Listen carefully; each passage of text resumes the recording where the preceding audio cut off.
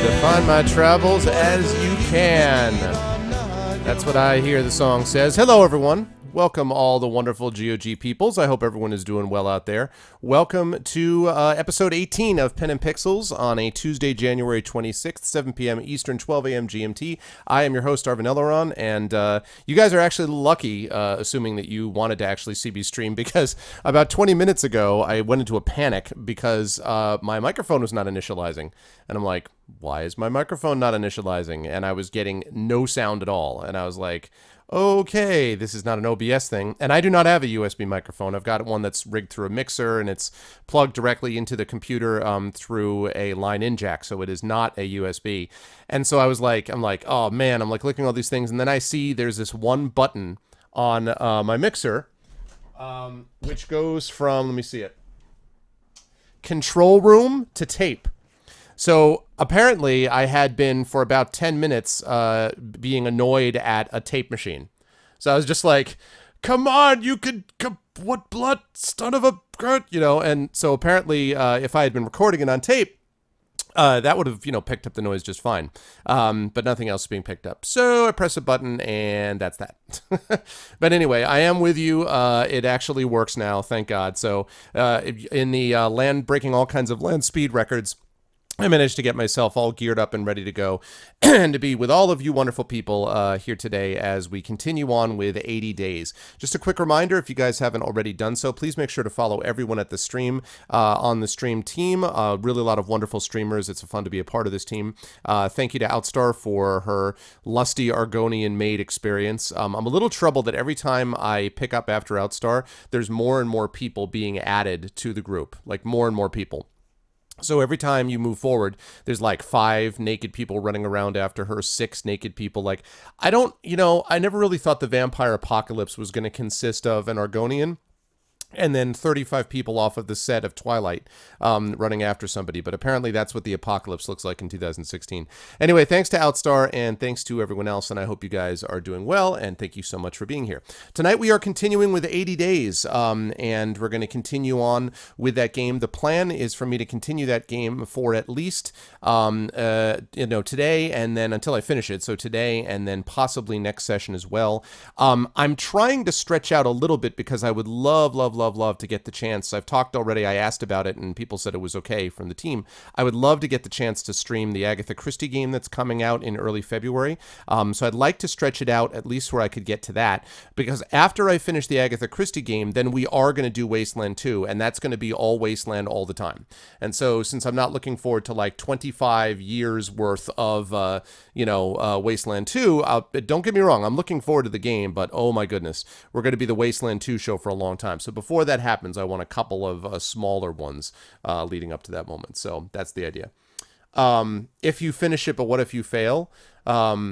As Lady Macbeth once said, Pyrofox, if we screw our courage to the sticking point, we will not fail.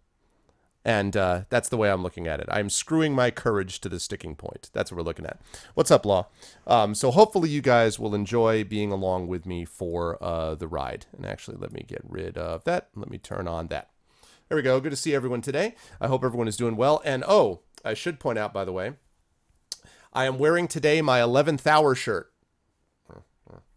There we go. My 11th hour shirt I am wearing today. I've had this shirt for quite a while. And if you have not already checked out that game, you should. And I actually wore this shirt. Little trivia question. I actually wore this shirt during the recording of my band's video for that song you just heard. So that Yellow Wood video. There's a Yellow Wood video on YouTube that you can find. And I'm actually wearing this exact same shirt. So little 11th hour power is what we're looking at here.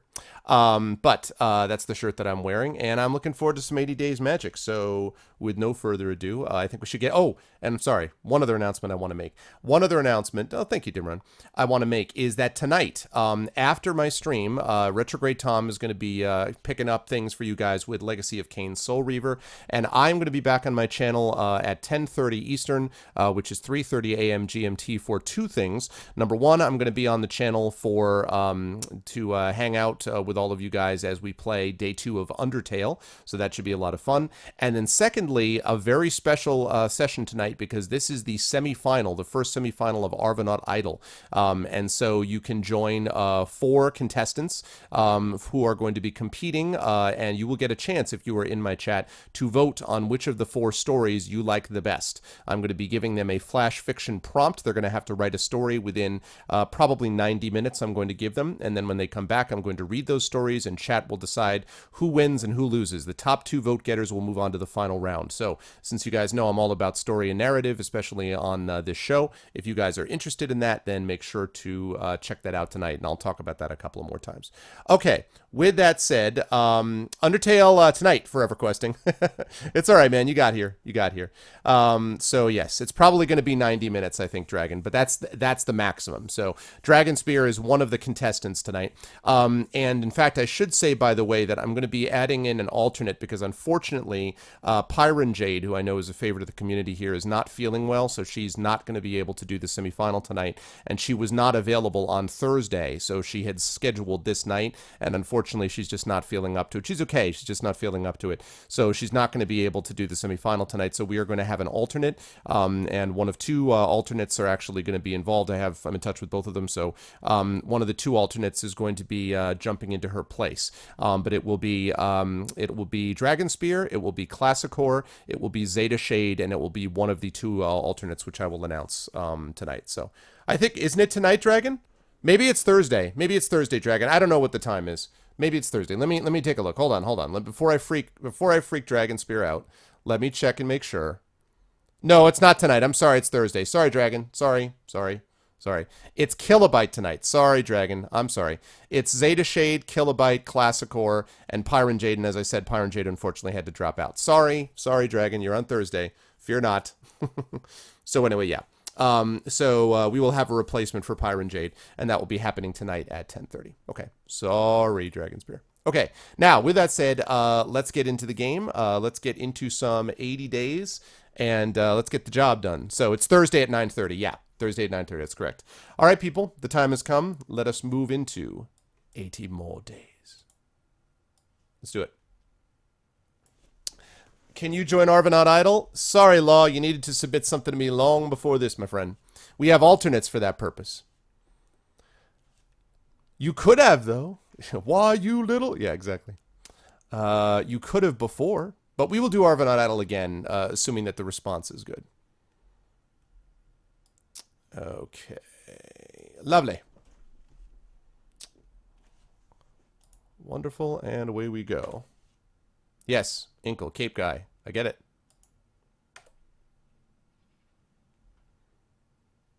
You can do it. Don't tell me you're not responding. There we go. Okay. So here we are. It's day 37, people. We are in Calcutta, and we are making our way across the land in an effort to get this done in 80 days. Right now, I don't think I ever went to the market in Calcutta. So let's see what we've got: peppermint tablet, cracker biscuits, or Dominoes. Well, I could certainly fit some stuff. Let's get some Dominoes here. Should be good. Lovely. All right. Let's see what we've got. We are here, and I don't know. I guess we're gonna have to wait in the hotel to actually see what's going on, because I don't think we've got anything else set up yet. Passepartout, voice commence.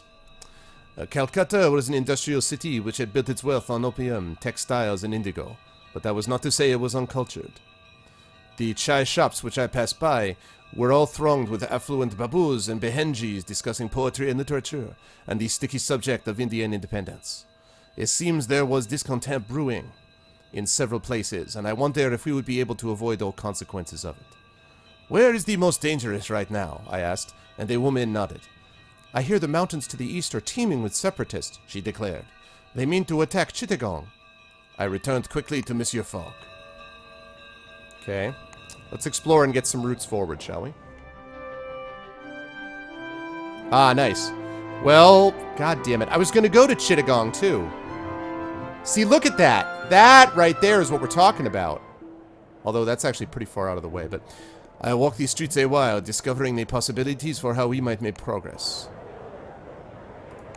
Okay, here's the problem, though. See, I was going to go here to Chittagong, and then from Chittagong I was going to go elsewhere. But the problem is, look at that. I mean, Singapore, look how far out of the way that is. I'd rather go to Yadanaban and then go all the way across to Canton. Although, I don't know. Do you think it's likely that we can get a route from either the Pangsao Pass or Yadanaban to Canton?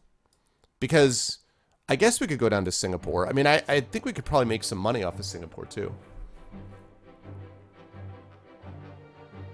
Ever try to make them speak anything but French?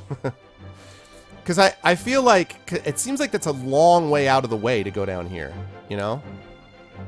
But, arrives next Sunday. The fastest way to Hong Kong is via Chittagong. Alright. Well, if that's the fastest way. The SS Thunder. Thunder! That's 1,000 pounds?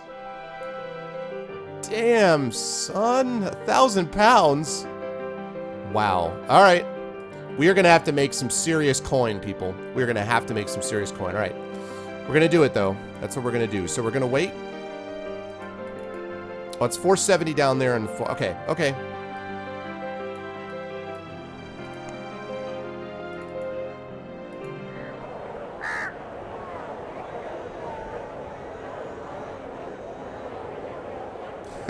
Deer run, right? Let's see. I wonder... I'm probably not going to be able to get money. I'm going to have to wait here for that, which would kind of be unfortunate. All right, let's do it. We're going to have to get to the bank, though, when we get to Chittagong. We made ourselves comfortable for the night, and I spent a few hours walking around and succeeded only in having my pocket picked to the tune of 22 pounds. God damn it.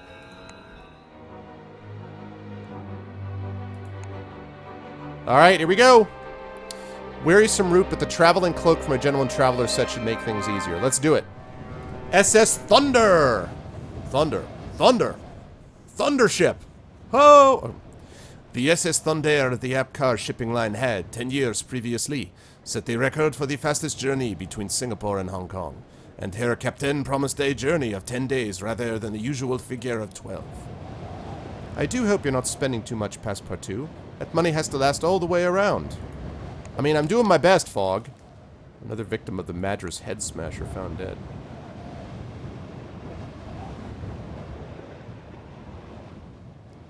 I took a turn around the deck, interested in who else I might find aboard.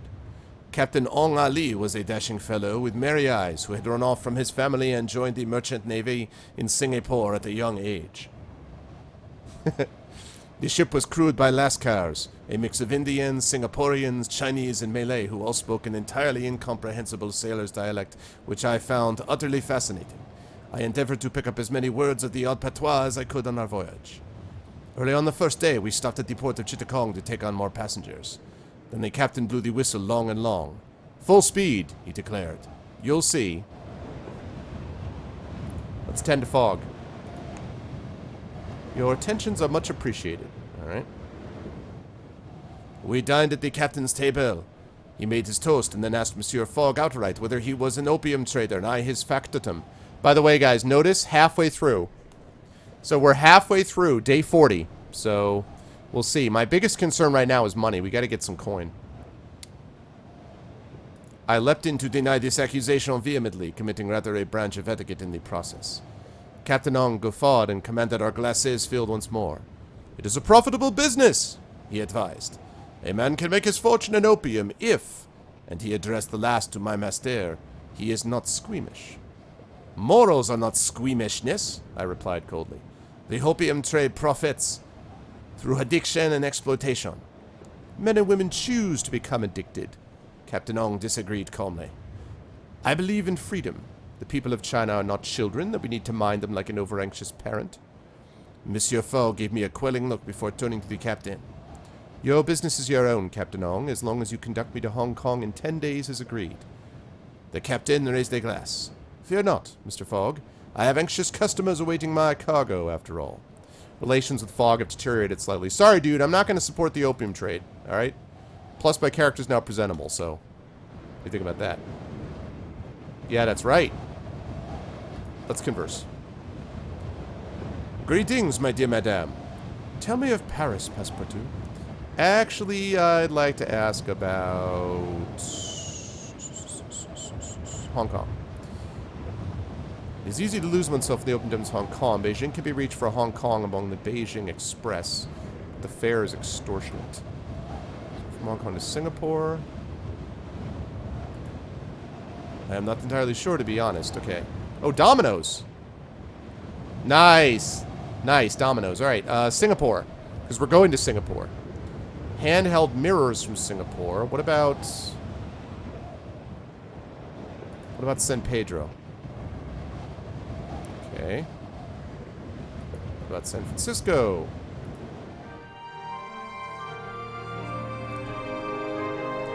There we go. Hong Kong up to... Wow, that is way out of the way, though. How's Fog doing? He's hanging in there. I awoke thinking of croissants. Who doesn't? Can everyone agree who does not awake thinking of croissants? I think we can all kind of get on board with that, right? Everybody agrees with thinks of croissants. Not just any croissants, my friend, but the croissants made on the corner of the street where I grew up. Delicately crisp on the outside, yielding within. I could smell them, almost feel the texture of the pastry on my tongue. I was so lost in contemplation that I was 3 minutes late to attend my master's shave. Zut alors! Sorry, Fog. Alright, I'm gonna attend on Fog. Game of dominoes with you? How enjoyable.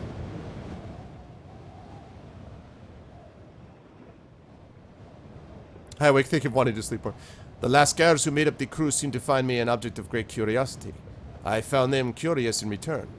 My attempts to learn a few words of their cobbled-together tongue were met with howls of good-natured laughter. A young Malay shyly asked me what Paris was like. It is beautiful, I said cautiously. The Seine glitters like a snake. The theaters spill light and color onto the streets. The cafes are full of men and women debating and drinking endless cups of coffee. There are beautiful women and beggars all on the same street. She looked at me curiously. I took a deep breath, dissatisfied with my answer.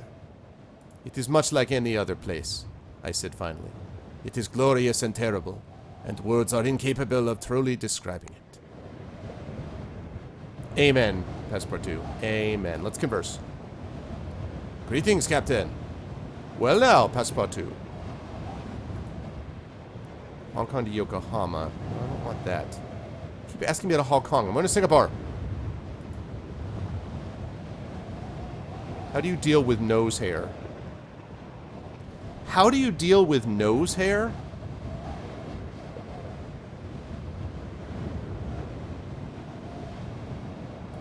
Burn it? I will try out your suggestion. Good luck. Good luck with your suggestion. Okay, good. Now, this is what I wanted. Singapore to Stone Town. What about Stone Town? Last bank in Stone Town is closed. That's not good. I mean, it's better than, I guess, it's better than braiding. Today we stopped at Singapore on the southernmost tip of the Malay Peninsula. Singapore had been British for many decades, and from the harbor it seemed almost as if some little town in Kent or Surrey had been shipped piece by piece and reconstructed on this far shore. I'm gonna keep going here. We exchanged some laborers for a dozen or so merchants and made sail by early afternoon. Let's tend to fog.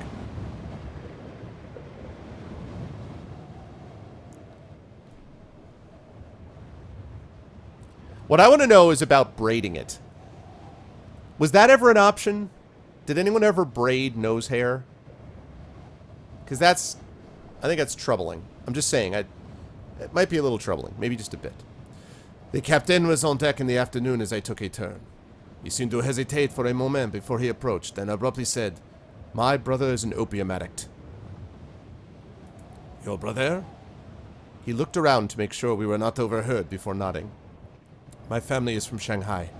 We were poor, but instead of relieving my parents' cares, my older brother became an opium eater who lied and stole and wasted his days." "How old were you?" He seemed surprised at my question. "I was 10 when he began." He shook his head. "I left Shanghai at 15. I ended up in Singapore with nothing to my name but a shirt, and look at where I am now. My parents live well on the money I send them." "What of your brother?" A look of fleeting sadness crossed his face before it hardened over.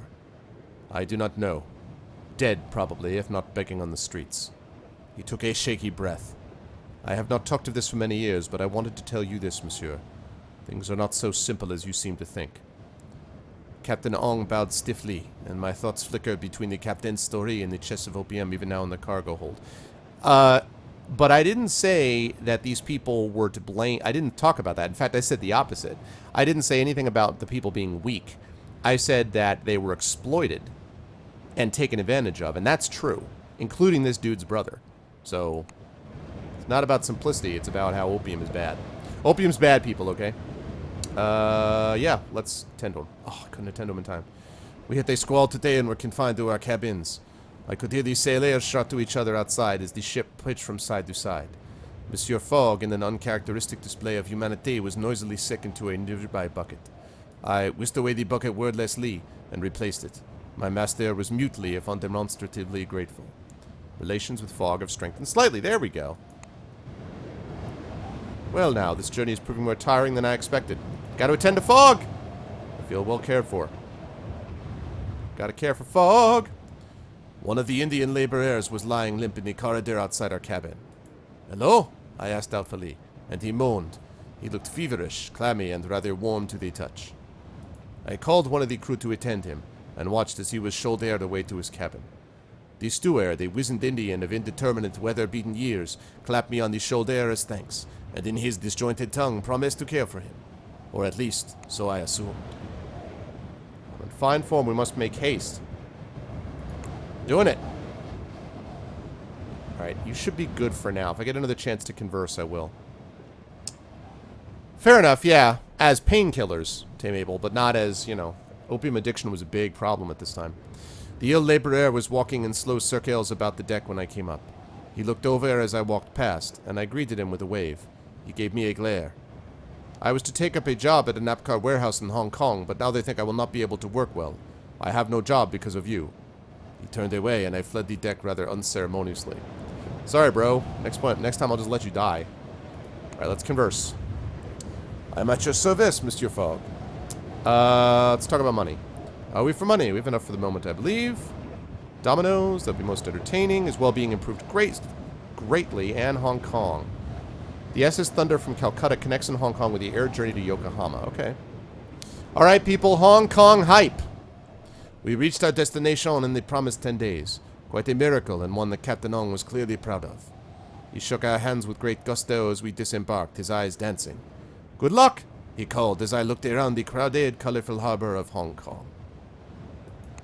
Suddenly, I saw some orcs and elves, and they looked at me and said, "Do you know anything about this Drek?" I was like, "What are you talking about?" And then Duncan Wu said to me, "All right.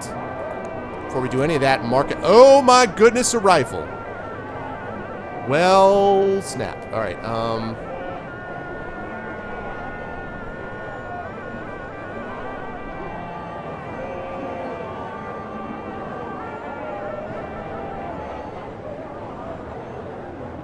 Oh, I could have sold it. Ah. Well, damn it. Could have sold that for a lot more, and I didn't. Oh, well. Happens.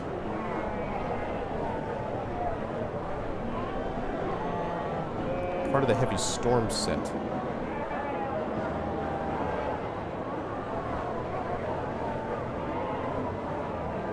Beijing. I think we're going to Manila. I'm gonna pick this up.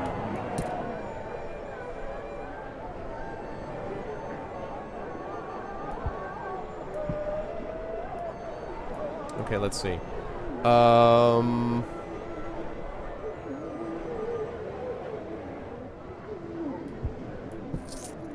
Okay.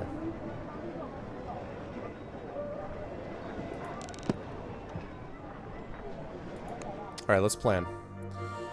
So, we have time. Yeah, we might be a little bit behind. I was worried about that. The problem is the time situation, though. Okay, see, we've got to go to Yokohama, basically. We got to get to Yokohama.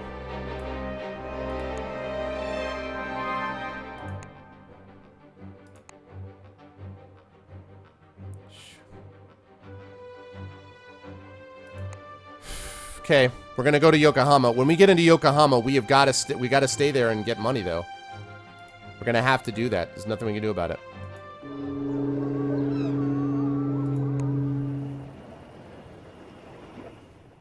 Also, no pressure. I know, right? I was perusing a market stall in Hong Kong when I was greeted by the familiar quivering mustache of Monsieur Fix. "What are you doing of all places, monsieur?" I exclaimed. He offered me a drink, and given that I had a few hours to spare, I had to lie shamelessly to escape him because God no. "We are leaving immediately," I declared. "There is no time to waste." "Is that so?" he replied with great interest.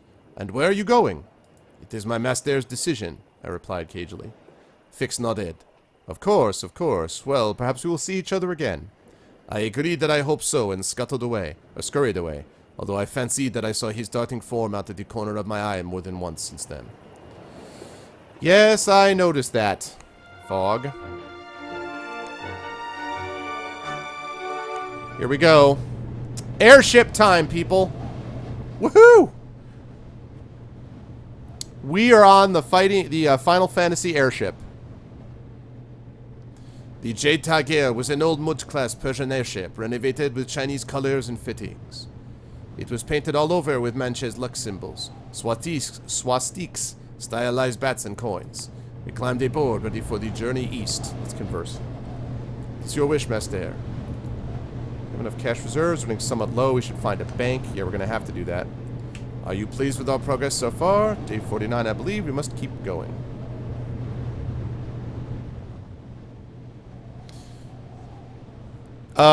So basically the way it works, Heimdall, is you have 80 days to get across all the way from London all the way around the world and back to London. And so you have to balance off basically three things. You've got to balance off money amounts so you can afford to do things. Right now we're at 849 pounds, which is low.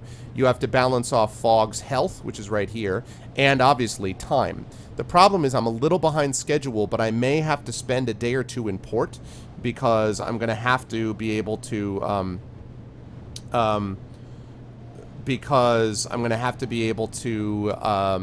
afford to get to the next spot. So we're going to have to do that.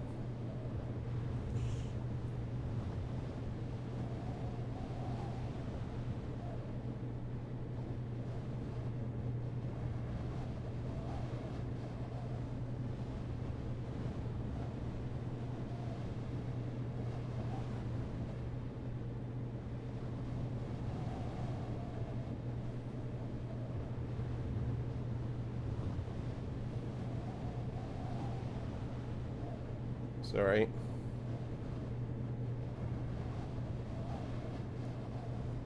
Okay, sorry about that. Responding to family stuff. You only have to cross 2 oceans and a continent. Believe!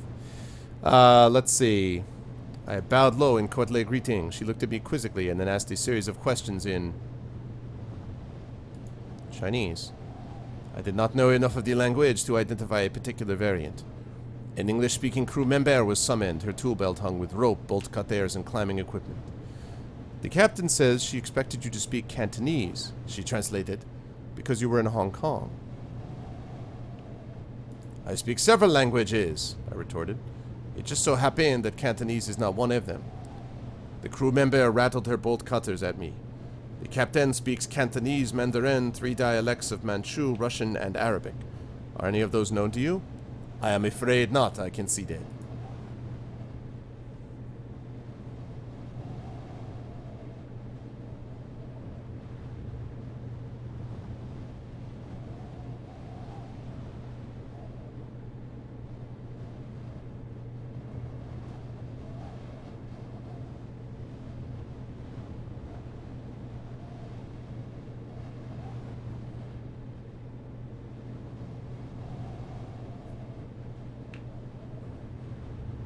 Okay.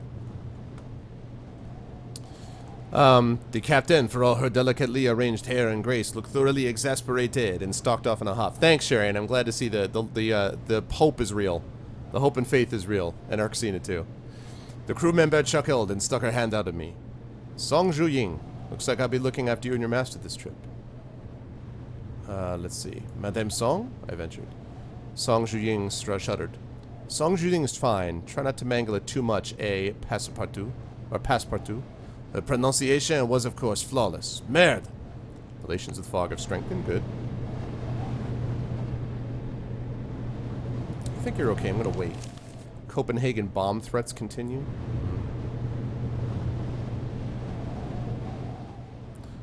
Monsieur Fogg took exception to the moth-eaten red silk drapings which adorned our cabin and asked me to take them down for the duration of the voyage. Let's see. Is it their condition that you cannot bear, I asked. Does it matter? He replied with perfect equanimity. I suppose it does not, in the end, I replied, attempting to consider the matter from a master's ever-logical perspective. Song Yuzheng looked terribly surprised when she came to fetch us for dinner and saw the bare-walled room. My master has very particular tastes, I explained. How nice for him to have the luxury of taste, was her only remark, but I felt it sting keenly. Relations with Fog have strengthened. Good. Let me tend to Fog, just in case. Alright, so he's in good shape. I need me some money, and I need some time. What's up, Thor? Good to see you, man. We dined in the captain's quarters, accompanied by Song Zhuyang. The captain's shelves groaned under the weight of so many books, and I counted 6 composite recurved bows hung on the walls. Archery and Russian novels. What an unexpected combination. Song Zhuying leaned closer. The captain loves archery almost as much as she loves the Jade Tiger. Where did she learn it? Therein lies a tale, the crew members smiled with relish. The captain's father was too old and weak to join the army, and so Captain Su put on the clothing of a... Oh, sorry. I beg your pardon. That person's not French. The captain's father was too old and weak to join the army, and so Captain Su put on the collar of a boy and rode out to take his place. How daring of her, I gasped. It was a grave risk, but she served for 12 years and gained so much honor that when she was discovered, the generals gifted her with an airship and forgave her deception. How marvelous! I looked at the captain with admiration in my eyes, and she narrowed her gaze at me, and then at Song Zhuyang, who paled. Oh dear, she muttered. I think the captain's irritated that I'm telling tales. Tales? Or lies? I asked pleasantly. Ah well, she flashed me a nervous smile and shrugged. I thought you'd fall for it. A most stimulating dinner at the captain's table, all told.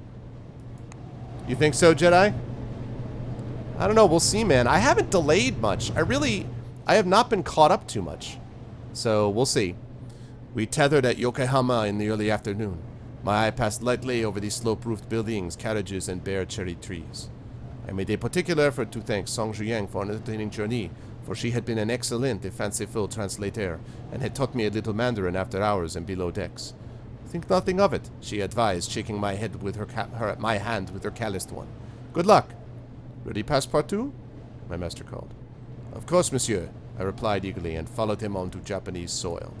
Alright, Yokohama, people. 45 caliber rifle could earn us well here. Hell yeah, it can. Nice, okay. Anything else?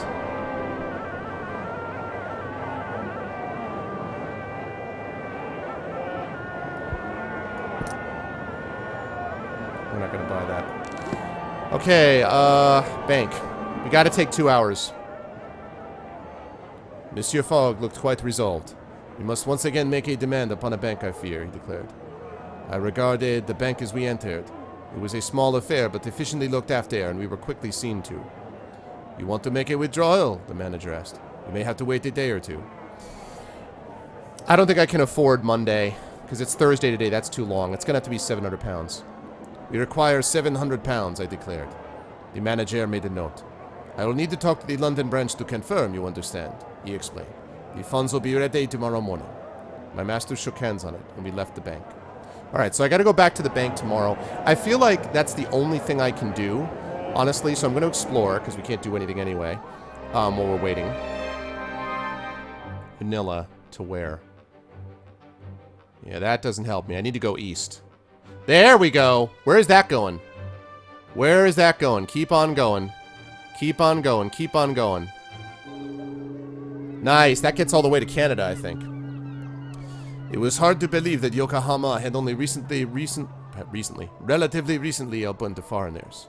There was an entire foreigners district not far from the waterfront, where it was as common to hear Chinese or Russian as Japanese.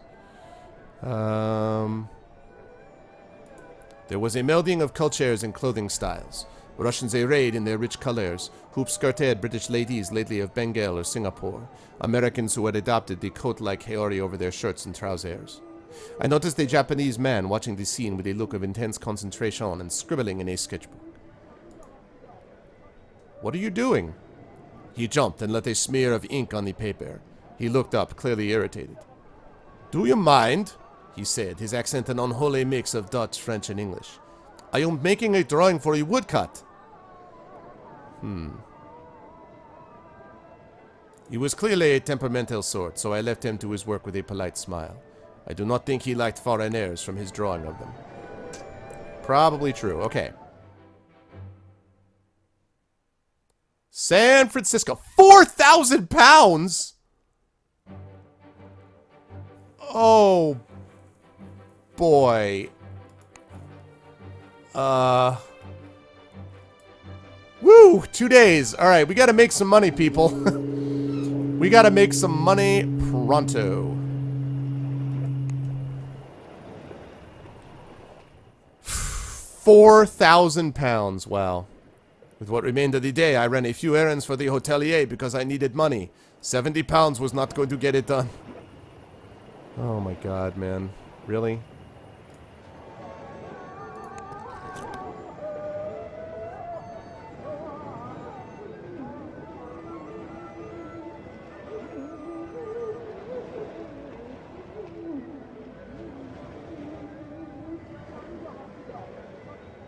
I'm gonna have to wait for longer. Man alive. We are in big trouble.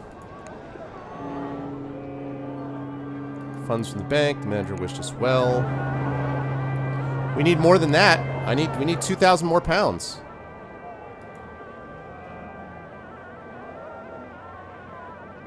£4,000 in a week. It's too long. I can't wait that long.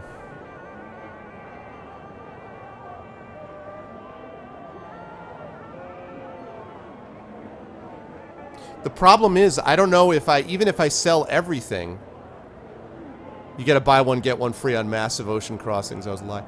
The problem that I have right now is that if $1,500 on Tuesday still isn't gonna be enough. I mean, it's $3,500. I'm trying to think if I could sell enough to get up to 4,000, that would leave us with nothing. But can I afford to wait a week? Because the thing is, so that's San Francisco. So then you have to get across the United States, right? You got to get across the United States or Canada, and then you got to go from the other side of that back to London, which is another cross-ocean trip. So you figure the cross-ocean trip from America to London is going to be what, like 5-6 days easily? So figure it's 6 days to do that. That means that we need to get to that spot by like day 73 or 74. And then how long would it take us to get across America? 5 days? I don't know. I mean, obviously 700 pounds isn't going to work. It's either 4,000, 4,000 in a week and we won't have to stop for money again. The question is, can we afford that? That means that we would not be leaving here till day 60. So that's day 60. It takes us, you know, whatever they said, another week to get across the ocean. So we're talking like day 67. Another 5 days to get across to the East Coast. That's day 72.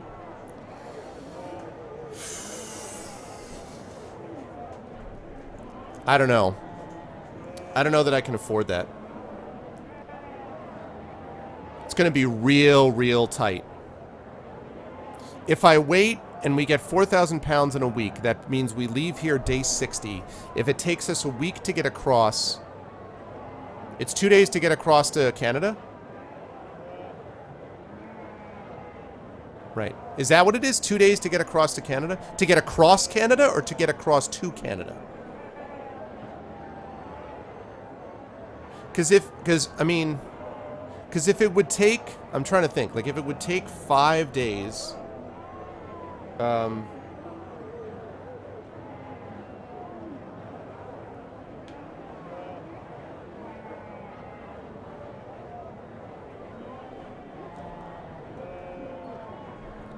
it takes 2 days?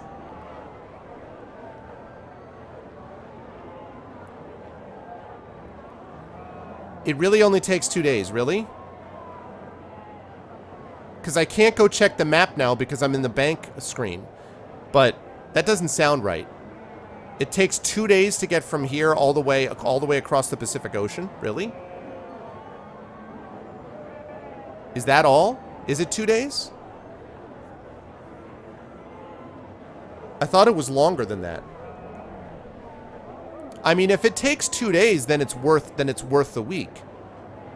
But the issue is if it's a week and I get there day 60 or day 61 and then I leave day 62 and it takes whatever 5 days to get across the country, that's 67. And then day 68, I leave again, and it takes another 8 days. 75.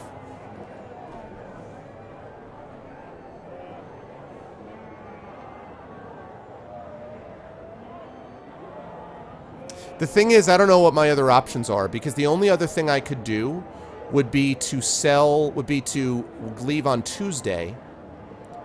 And that would get me up to 3,586.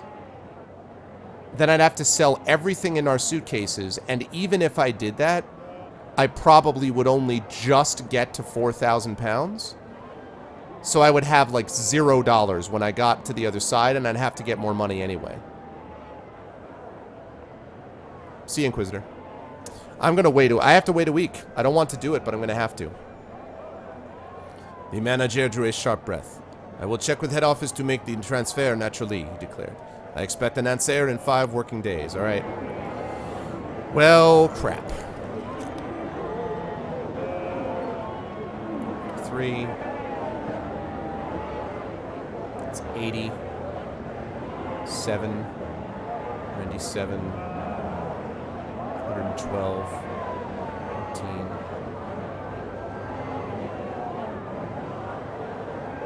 60, 63, 67,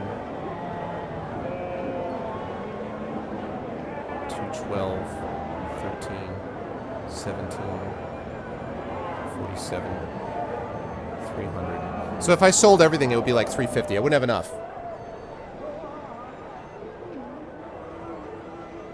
What do you mean 5 working days? It's Friday. Yeah, I know. He said come back next Friday. It's a week. I didn't screw up.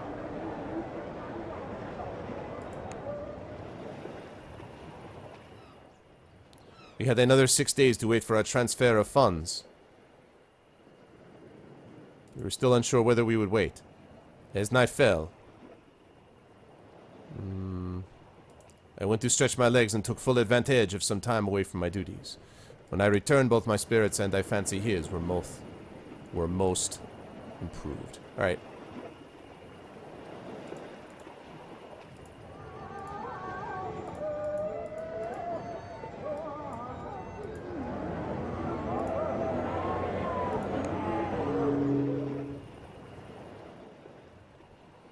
Five days to wait for our money to arrive from London. Found a room and let the time go by. Days passed quickly enough. We woke ready to be back at the bank as soon as it's opened its doors. 9 a.m.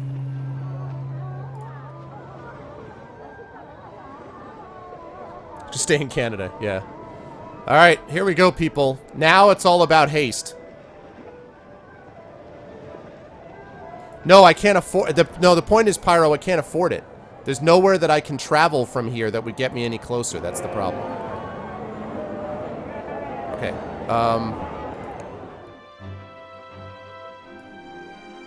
What?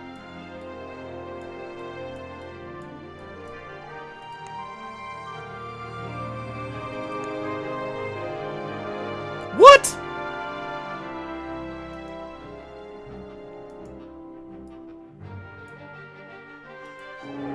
No, we're not doing that. So we depart the next day. Not going to drop even more money down. Okay. We passed an anxious night. With our 80-day deadline looming, every sunset seemed to carry extra weight. Ray Furens for the hotelier, earning 105 pounds in fees and tips, as well as overhearing from her that you could obtain tobacco in Omaha you could sell for profit in Atlanta. An excellent snippet. Day 61, Monsieur Fogg murmured that night in his sleep. And we're not even yet halfway. I know.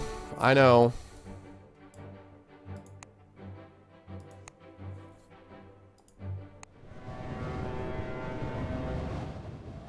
The Water Lily was a sleek iron-hulled ship to submarine prototype captained by a severe American by the name of Wicker, who wore a top hat at all times and preferred tea to coffee, which greatly endeared him to Monsieur Fogg. In addition to the usual complement, the Water Lily carried an entire corps of brass-goggled engineers and a brace of submariners on standby should the captain call the order to submerge. The rumor was that she was a Confederate vessel sold off to a private concern in the later, more desperate stages of the Civil War. But they saw no trace of a dark past aboard. The crew seemed a happy family and welcomed us into their iron-hulled bosom. Let's converse. Greetings, Captain. Passepartout, what do you want? What do you know about San Francisco? San Francisco to Vegas? How about Salt Lake City? Okay. Nice. Nice. Nice. Nice! Alright, we know our route, people. Our cabin, while hardly spacious, was adequate to our needs. One of the midshipmen came by to show us how to use the pressure seals in case of submersion, but in all other aspects let's see, looked forward to a peaceful steamship ocean crossing. I was not to be so lucky. He's fine, let's converse. I'm at your service, Monsieur Fogg. We still have got to cross the Atlantic, monsieur. We must find a route that will get us as close to Europe as possible. The banks have been most generous to us, monsieur. It is not generosity, it is my prosperity we are gambling upon.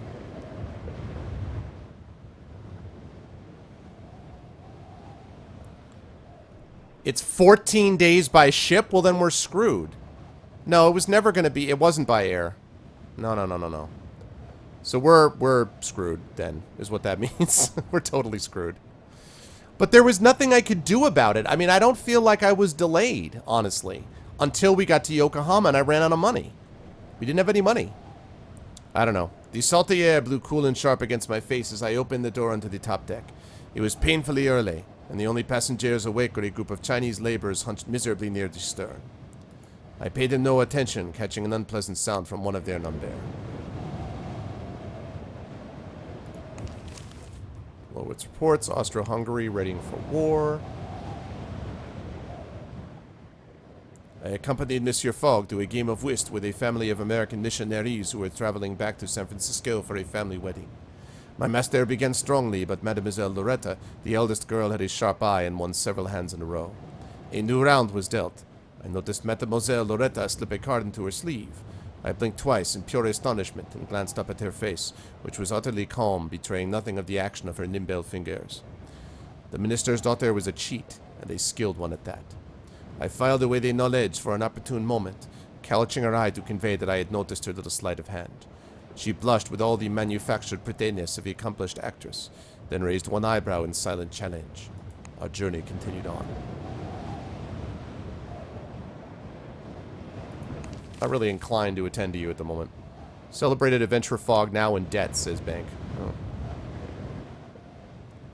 I spent today in the company of the Water Lily's submariners. They were all hardy men and women who preferred the dull enclosed spaces of the hold to the top deck. Too much sky, one of them said, squinting suspiciously. Their crewmate nodded. All that fresh air. They shuddered collectively and suggested a bracing race to the boiler room. I impressed them with my physical prowess, coming in a respectable fourth just behind their commander. She was a half-Japanese, half-American sailor by the name of Davis. Resume me to my friends, she said, clapping me heavily on the shoulder. Now a rematch of your choice.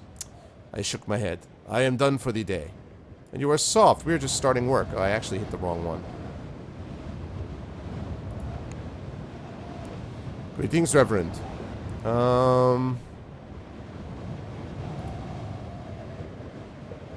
We get from Salt Lake City to...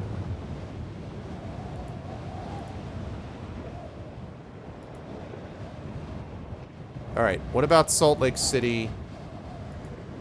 Actually, no, wait, New Orleans.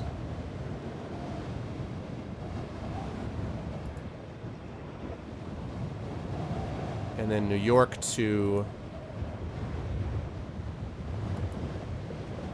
There's Lisbon. It's rather too occupied by them now, I fear. Geez, let's try...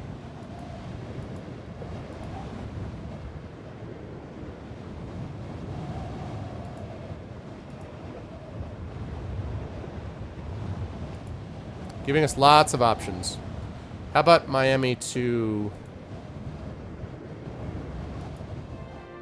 Okay.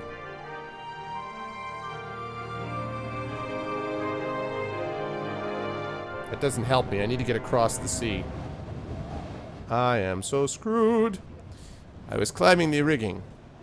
Exercise, of course. And not at all for the purposes of spying on the crew to appease my own rapacious curiosity, when I heard two of the crewmen arguing in a pidgin mix of English and Japanese.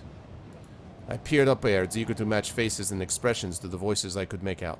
They were both Japanese, but one of them was dressed in Western style, and the other in Japanese hanten and hakama. As I watched, the trouser-wearing sailor grabbed violently at his compatriot, but missed his footing and tumbled over the platform's edge. I was unable to look away as he fell. His body lay still and crumpled on the deck, but I heard his scream in my head for days after. I looked up and managed to catch sight of the fallen sailor's companion. His face still and pallid. Was that guilt in his eyes or merely shock? He slipped away before the captain arrived, and I followed him. He retired to the crew quarters, and I began to hear the sound of desperate muttered prayers. My God, I am so screwed. The Water Lily's crew held a funeral for the dead sailor. I was not specifically invited, but felt a sense of responsibility. See ya, Heimdall. Sounds good. Having witnessed the man's fatal plunge. Captain Wicker led the Christian service with customary grimness. I was surprised by the absence of the sailor's companion who had been arguing with him just before his fall. Yet he was not the only one missing from the funeral. Oddly, only half the crew had come to pay their respects. I asked my neighbor about this breach of custom, and she narrowed her eyes. Joseph was a convert, she told me defiantly. The captain taught him to read the Bible himself. The rest of the crew are heathens. They stay away from our godly ceremonies. Oh my God, I'm so screwed, so screwed, so screwed! Greetings, Commander Davis. Commander Davis, I need you to make me a time machine, Commander Davis. This is a problem, Commander Davis.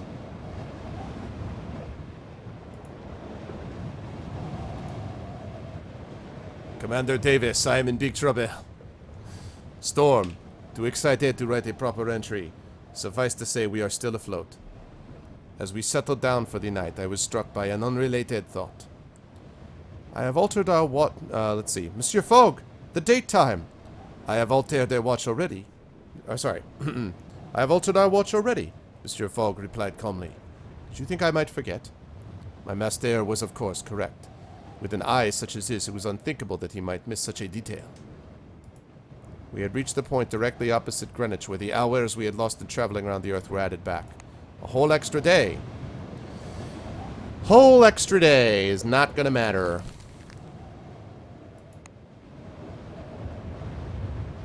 Totally screwed. I did not know. I thought that it was gonna take like a week. I didn't know it was gonna take 2 weeks. I don't know what I could have done about it, but yesterday's storm hit us with little warning. One moment I was preparing Monsieur Fogg's shaving water to exactly the right temperature. The next we were being tossed from one end of the cabin to the other. We were only lucky that the bed was securely nailed to the floor. Rain clattered against our iron hull, nearly drowning out the shouts of the crew. The storm lasted nearly 6 hours and blew us far off course. The captain spent most of the day peering at his charts trying to locate our position. There's no land anywhere upon the horizon. Oh, God. Oh, no! Oh, man. Oh, the captain announced the chain of destination. The Water Lily would now make for nearby Hawaii rather than San Francisco. We would make port in Honolulu in 5 days and have to find our own further conveyance from there. Monsieur Fogg's lips pressed ever so slightly together, a rare outward sign of entirely understandable annoyance. This, my master said, will not do. Indeed not, sir, I agreed, not even daring to calculate the delay and expense our unexpected diversion would cause. Monsieur Fogg gave me a coolly praising glance. Captain Wicker has reneged upon his word as a gentleman, he said curtly before lowering his voice to an almost furtive undertone. Our course is clear. We must mutiny! I opened my mouth to agree wholeheartedly, but he continued on without so much as a pause. See to it, Passepartout. Use your initiative? I offered brightly. Quite, he said with the agreeableness of a gentleman who has given his valet a near Herculean task. You'll mutiny in 5 days when we reach Honolulu. Make your preparations as you see fit. It's not gonna matter. Not gonna matter. Greetings, Captain. We are prepared to mutiny.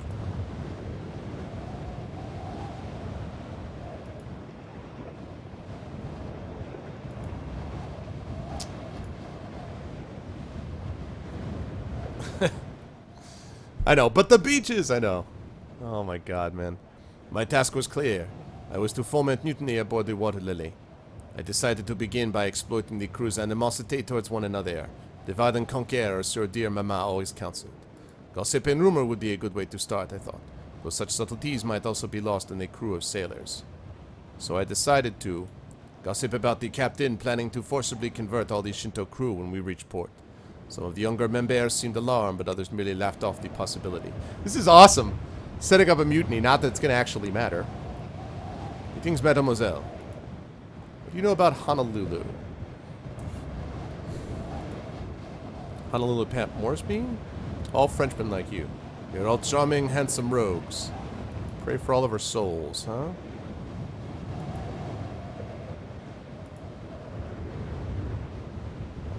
Man, it's brutal. It was with satisfaction that I noticed a certain increase in tension aboard the Water Lily. A situation I would carefully have to exacerbate if my master's mutiny was to have any chance of success. Next, I attempted to ingratiate myself with Commander Davis and the submariners, who were rather storm-tossed and disgruntled. There are no storms underwater, the Commander muttered, her hair a tangle underneath her cap. We should have submerged, I agreed. Captain Wicker risked all our lives. I think perhaps he does not trust your ability as submariners. The Commander's face darkened at my assertion. Perhaps you were right at that, she said. Perhaps so. I took my leave, giving my seed of doubt time to sprout in my absence. Exactly. Can't make the deadline. Everyone goes down. It is your wish, Master. How's your health?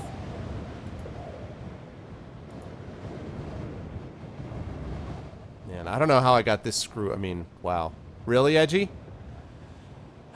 I had attempted to suborn the obvious targets above the Water Lily, but wars were often won by the unexpected. With that in mind, I turned my attention upon the ship's artificer, a tall, rather imposing woman in a short jacket embroidered with the guild's copper lily. Artificers were notoriously neutral in the matter of conflict or civil disruption, but I threw myself upon her mercy only to find there was precious little of that to be had. Artificers, it seemed, were not only notoriously neutral, but also notoriously hard-hearted. Unless this mutiny is going to allow us to travel through time, this is not going to make a difference. Honolulu. San Pedro. Acapulco.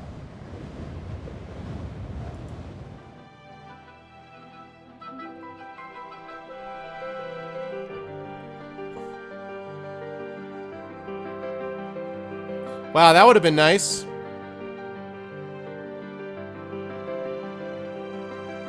That would have been great. That's great. That's great. I'm going down and take you all down with me. I spent the last day putting the last finishing touches to my planned mutiny. It was as a matter of delicate and serious as the creation of a souffle by a master chef. I spread word of my signal amongst my allies and stayed up late ensuring every man and woman on my side was true.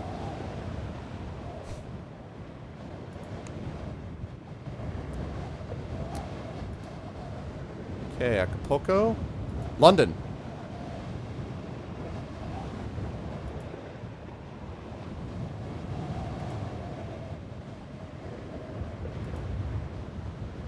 Alright, what about Washington?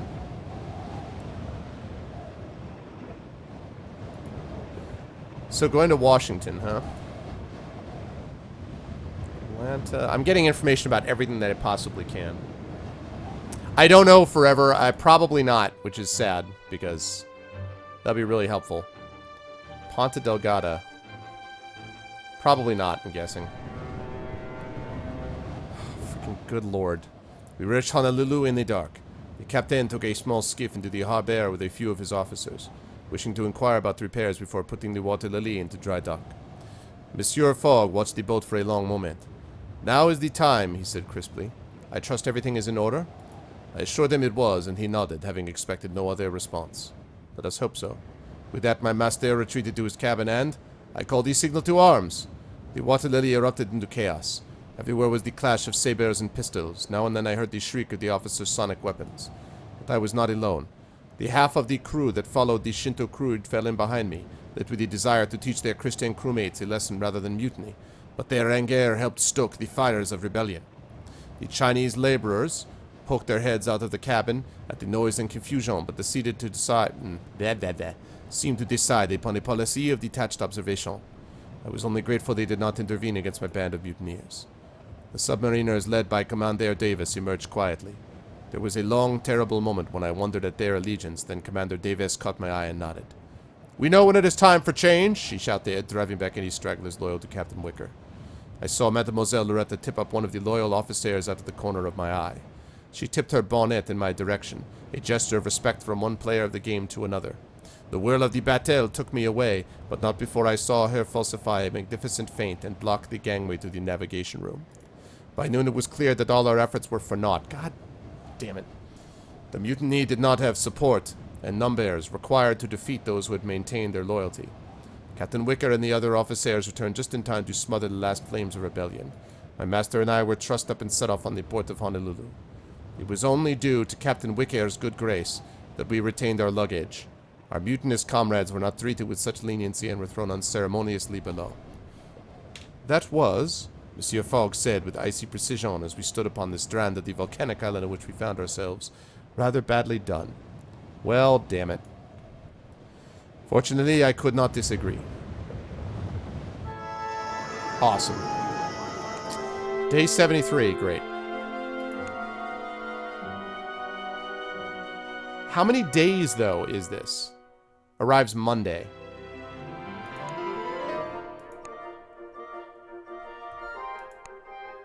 Departs tomorrow. Okay.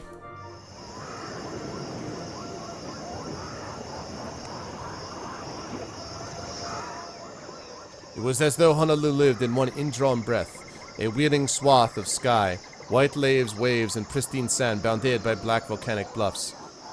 The town was entirely hidden behind groves of coconut and eucalyptus. We took a short tour. "You look," said our coach driver, Hila Hila, "like city folk." "I was born in Paris," I nodded. "My first breath was of her smoke and perfume." "So you are like the great and sleepless city of Paris, always in a rush." He murmured something to his horse, which looked well-fed and high-spirited. "As a young man, I went to San Francisco to make my fortune. I too ran and scrabbled in pursuit of the almighty dollar." "We are neither running nor scrabbling." Yeah, I know, that's what it is, Sharian.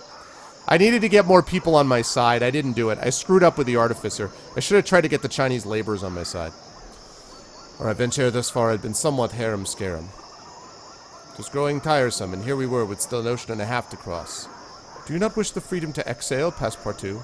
the coach driver asked. "You stop running and simply feel the wind upon your face and the sun warming you and the sound of the ocean like a heartbeat?"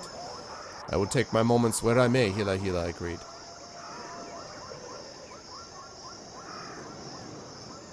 "I see a way through!" "There is a peace here, a harmony between land and sea and sky which touches my soul." The coach driver sighed and turned his face up to the endless sky. "A man may find himself here," he told me, "but only if he wishes it. He invited us to his home that evening and fed us dough-like poi and bright-fleshed slices of orange and guava, and I thought, for once, about peace and purpose instead of the distance yet to travel. My own purpose remained undimmed, but Honolulu was a pause, a moment pulled free of past and future and containing only the taste of guava and salt-freshened wind. We finished our night in Honolulu with a souvenir, a swirling conch shell, collected from the beach as we walked back to our lodgings.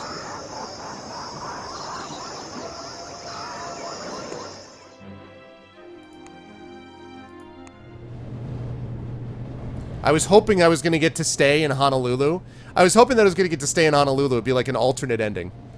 We boarded the Reina Cristina, a Spanish Torres Quevedo airship, its gondola shaped to resemble one of the infamous Spanish galleons of previous centuries, and as richly outfitted, with Philippine hardware furniture, Figeac silk curtains, and lacquer d'ornemental automata imported from China. My cabin resembled a fashionable salon more than an airship berth. Which was good, because I was about to lose the game utterly.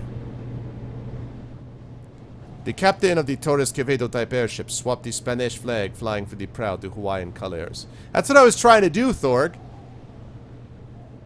What's up, Shadowed? The Mexicans are not fond of us Spaniards since the Revolution, he explained. Spanish ships are turned away from the port. Surely they are not fooled? It was a thin subterfuge, if it even deserved their term. He shrugged. It is a little game we play in the interest of trade. We send our Filipino crew members to negotiate for us, and the Mexican customs house adds a hefty surcharge to our taxes. The captain clapped me on the shoulder. Do not worry, my friend. This is not my first run. Good. Can you take me all the way to London? All the way to London? No? We smelled the smoke first, and then gunpowder sweetened by blood. Acapulco was just visible in the distance, reed and lightning flash smoke. Through binoculars I could make out the flash of gunfire, lit buildings, dark smoke plumes. Are the Spanish trying to retake Mexico? I demanded of the captain, who looked bewildered. King Amadeo hardly writes me informative love notes, he retorted before he gripped the brass-handled telescope swinging from his belt. He turned to the crew. I need a volunteer to climb the rigging and see what is up ahead. I will do it, I volunteered rashly. Even Monsieur Fogg appeared to pale by a shade at the idea. The crew stared at me with a mixture of pity and awe as the captain wordlessly handed me his telescope, a pair of aviation's goggles, and a red handkerchief. Wave the handkerchief when you are secure, and we will raise the ship to give you a better view. I shook Monsieur Fogg's hand before I climbed up the hatch and grabbed into the ratlines. The wind buffeted my face, and the roar of the twin Antoinette engine seemed amplified. Behind the comforting curve of the envelope, I saw an endless, dizzying stretch of sky, and the Pacific Ocean glittering far, far below. Thanks, I'm trying, Edgy. Thank you, I appreciate that. I closed my eyes and heaved myself up, managing to grip the footrope with my toes as I swung out and away from the gondola. I was braced against the wheeling sky, an impossible drop by nothing other than my trembling hands and feet clutching the rope. I looked up and planned my route, measuring the distance between the knots, and noting gaps or frays in the hemp ropes before I placed my weight upon them. My acrobatic training gave me a certain dexterity as I climbed, and I saw, rather than heard, the airship's crew leaning out of the observation deck portholes and cheering me on. I ignored their howls of encouragement and focused upon my task. I felt in that moment as if I were born to climb airships, and laughed sky-mad as the rough hemp ropes dug painfully into my palms. I made it to the widest cross-section of the envelope and waved my red handkerchief. I felt the hum of the engines grow sharper as the airship began to climb. Each shudder and yaw was more pronounced, and I laughed and laughed and laughed with the joy and wonder of it, the utter impossibility of it. We humans are such ingenious creatures, my friends. It is so easy to forget when one's feet touch the ground. I extended the telescope as the ship bobbed in the air and peered through it at the sky above Acapulco, thick with airships engaged in battle with each other, firing cannon and exploding and dodging fire from the ships below. I saw their flags and shuddered. I will not recount how I climbed back down, how many times I slipped, how my palms bled and itched, how nearly I pitched into the ocean. I will tell you I made it back inside and made report to captain and crew. The French army is besieging Acapulco, I said, and then I fainted dead away. That was pretty badass. Gotta take care of Fogg. The captain called the passengers and crew together for an announcement in the morning. We will leave the French to their business in Acapulco and head to Panama. I nodded eagerly and agreed, not wishing to risk traipsing through a city under siege, even if it was besieged by my countrymen. Monsieur Fogg was less sanguine about our change of destination, but made some calculations in his ledger and seemed satisfied. It is a detour, but not a catastrophic one, he declared. We tethered at Panama in the mid-afternoon. From the air I could see the snaking, gutted length of the canal under construction. It certainly seemed a calmer spot than Acapulco, despite the heavy construction work. The crew hurried us off the ship, unflatteringly eager to watch us depart. Day 77! 3 days! We're screwed, people. Day 77. I know, Dizzy. I know. It's bad. It's a bad situation. We're gonna go to the market, sell our stuff, and live forever in Panama. That's what we're gonna do. Panama, boom, boom, boom, boom. Panama, boom, boom, boom. Panama, boom, boom, boom, boom. Panama, Panama. You were screwed. It took too long to cross. Boom, boom, boom, boom.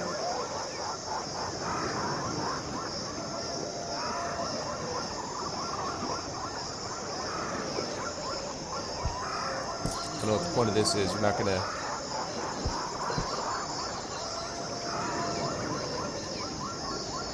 Sure. Let's get an antique map.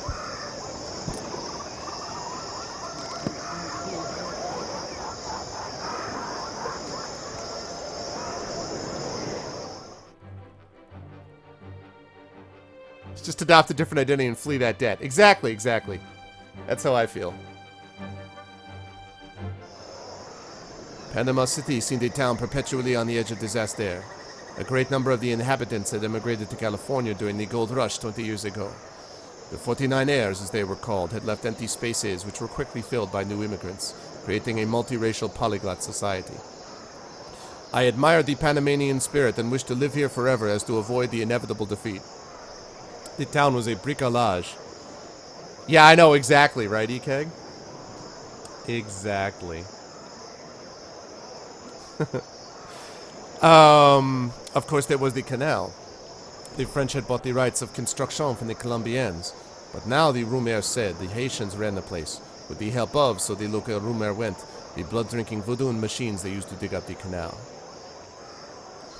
I avoided every aspect of it, not wanting to discover whether fresh blood was particularly effective for powering diggers. Okay.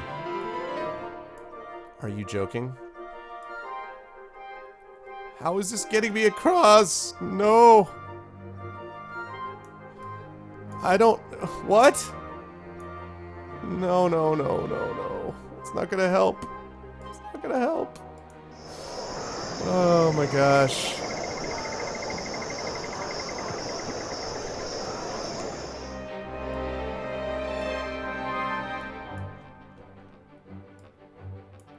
Time to embark!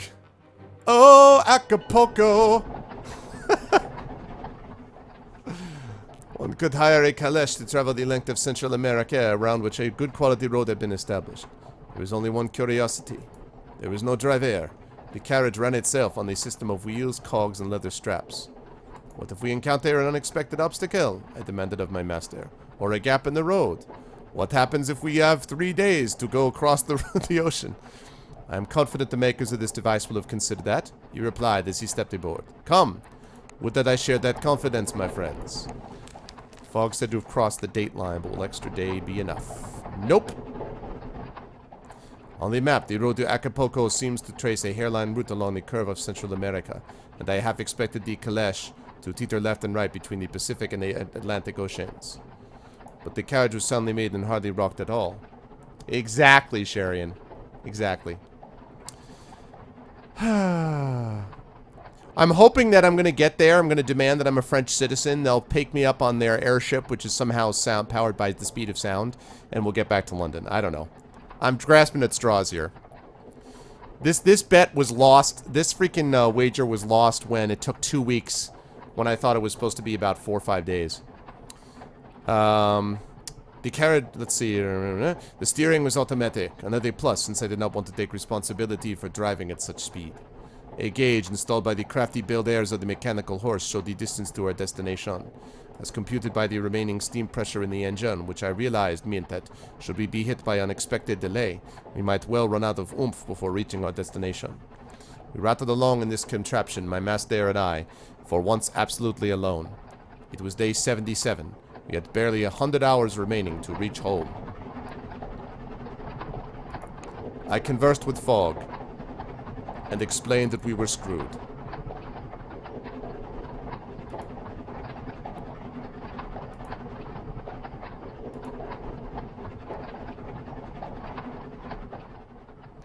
On our second day, the carriage screeched to a halt. Sudden someone had lain a log across the road. I looked about before getting out, but saw nothing of interest besides the scrub, the rocks, and dust. Monsieur Fogg looked at me expectantly. He was right, of course. There was no option. I got out, and as soon as I was in view, I heard a shot. Don't move. We're taking our vehicle. Show yourselves, I called back, whirling about. I'm unarmed. A lone figure rose from behind a rock, sighting along the barrel of a gun. Let's see. Just want the vehicle, it called in a thick Mexican accent. Don't want to hurt you, but I will. What are you... Let's see. Where are you going? I demanded. Perhaps we can give you a ride.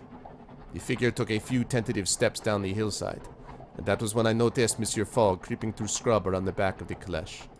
I decided to keep the figure talking. You must have been waiting here a long time, I said. We have water. Surely you are thirsty. What do you care if I'm thirsty? Demanded the figure. Monsieur Fogg was creeping ever closer. A gesture of friendship, I replied. We mean you no harm. Monsieur Fogg had now scrambled a little way up the mountainside and was behind the figure. What his plan was now I could not guess. I could hardly imagine him braining the bandit with a rock like a caveman. I reached into the carriage and brought out a carafe. What there? I called. Quite safe. I saw movement behind the figure's bandana, a licking of lips. At that moment, Monsieur Fogg stood up directly behind the figure. I covered my eyes, expecting violence, but he only spoke. Now then, my master said sensibly, perhaps we can all get on with our journey? The figure was about to face Monsieur Fogg, and I called for calm. That was stupid. We can all travel together, I declared. Peaceably. The figure shook its head and stepped towards the caleche. I'm taking your carriage. Now get that tree trunk out of the road. Won't do anything of the sort, I replied. You need our help and we want you to take us to Acapulco. I don't need you, the figure replied. I placed that log there myself. I can remove it with you both dead if I need to. We sat down and did nothing. The bandit stared at us down the barrel of the gun, then lowered it. Very well. She pulled a kerchief from her face. You'll travel together. Now help me, damn you. We agreed and moved the log aside. Together we moved the log from the road and all boarded the caleche and rode in stony silence into Acapulco. We completed our ride into Acapulco. The lady's name was Catalina Barazza and she was going nowhere. Instead, she was running away. What from?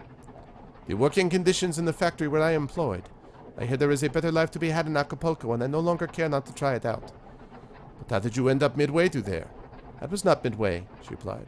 I am from San Miguel. Strange to think there are places in the world not on our map. I tend to think of the gaps between major points as blank space. We rode the rest of the way in silence and were grateful to disembark the caleche and stretch our legs. All right. Might as well sell everything that we can that's going to be valuable.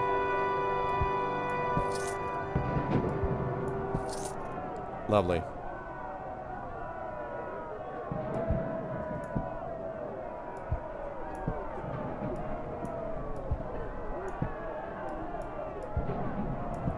Please move. All right. Let's explore and get ready for day 80 to hit. The last 12 hours remain. The French had tenuous hold of the Mexican port of Acapulco. The bay was crowded with ships firing upon each other, and airships rained fire and misery down upon the slope-roofed buildings. French soldiers fought Mexicans in the smoke-wreathed streets. We decided to explore their city, the better to find a way to leave.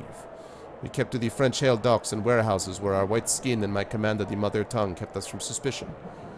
You are not soldiers, a soot-stained sous-lieutenant remarked, clutching his rifle close. This is a dangerous place for a civilian. It's a dangerous place for soldiers, too, I retorted with ill grace. What is the French army doing here? Something about the Mexican government's debts, the sous-lieutenant shrugged. I hate this god's damn city. Why don't you leave? I shouted back. Leave this place? Leave the army? He shook his head, looking sick. Then what would I do? Then you would take us miraculously with your time machine to London. No, go be a farmer in Provence, I suggested. Surely anything is better? Keep your head down, the lieutenant roared as a rope of fire lit a nearby building. He led us to a warehouse which had been converted to a makeshift garrison, and my master and I huddled there until evening fell and the bombardment of Acapulco paused for the night.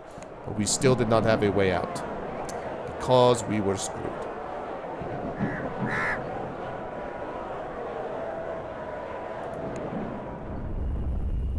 There it is.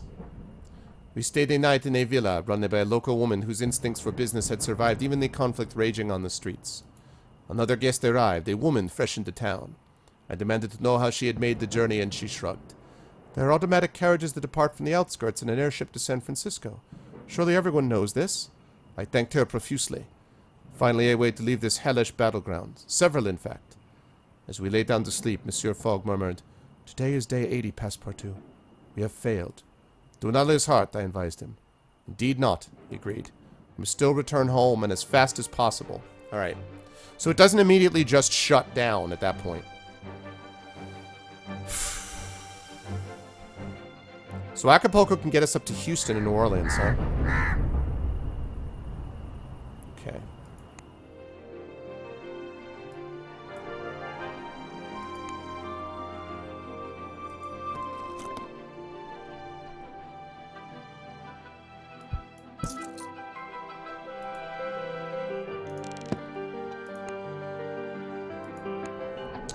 Okay, here we go. The calash we found was not automatic, but occupied by one Monsieur Jameson, American missionary, and Madame Amandine Jameson, his white French Creole wife. I don't know who you fellows are, Jameson cried as he clambered aboard amidst the sound of gunfire. But get yourself aboard, won't you? We did not need to be asked twice. The character's now well healed. Ah, thank you, troll. Oh, Fogg. I gotta attend to Fogg.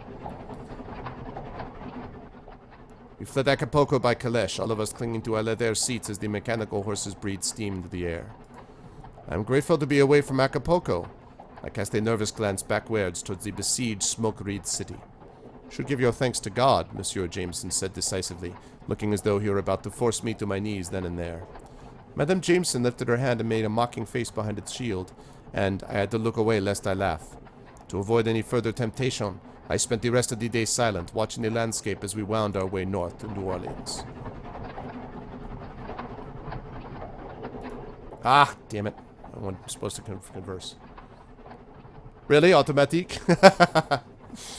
Both Monsieur Fogg and Monsieur James. I'm probably, Takanji, since you said you're French-Canadian, I know, I did study a little bit, some French, but I certainly don't have any kind of, fluency or facility really in it. And I'm probably like just, I assume you're cringing every time I make this accent. But both Monsieur Fogg and Monsieur Jameson were sleeping when Madame Jameson reached her hand out to me. I took it automatically, and her fingers tightened about mine and then stroked very deliberate down my wrist. I shivered.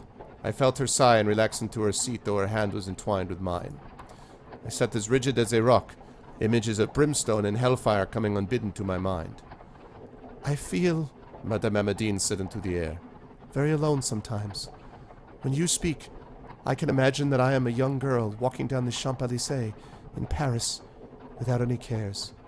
She said nothing else, and we stayed like that until our companion awoke many hours later on arrival into Houston, a small town. We stayed aboard, however, not availing ourselves of the rest stop to disembark, and a few minutes later, we will be on our way once more. Okay, oh good, that's good, Scotchy. Oh really, Erxina?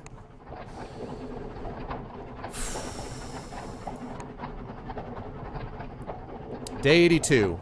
So it doesn't just stop you automatically, that's interesting. Greetings, madame. My dear Passepartout. New Orleans to New York. Let's get some dominoes going on. How about New York to Atlanta? Atlanta to Washington, because it's easy to get to London from Washington.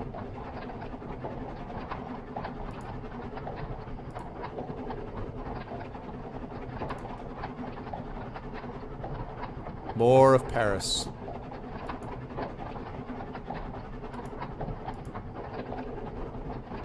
Okay, and then Timbuktu. Yep, I'm running out of money. I know, we have to get more money now. I mean, I guess the good news is, since obviously the time thing is shot, at least we can afford the time to actually get some money. I thought once we got past day 80, it was going to be like game over. Do you know much of New Orleans? I asked Madame Jameson, trying to keep the strange intimacy of the previous day out of my tone. I grew up there, Madame Jameson said softly, a smile playing across her lips. I think it changes the soul to grow up beside a river. What do you think, Monsieur Passepartout, having grown up on the banks of the Seine? The Seine is no like no other river, madame, I replied. Even the great Mississippi. She is fickle and wondrous. Then the Seine is exactly like the Mississippi. Madame Jameson clapped their hands together. You understand me precisely. The city holds one thing you will like, Monsieur Fogg, Jameson added. What is that? I asked on behalf of my master.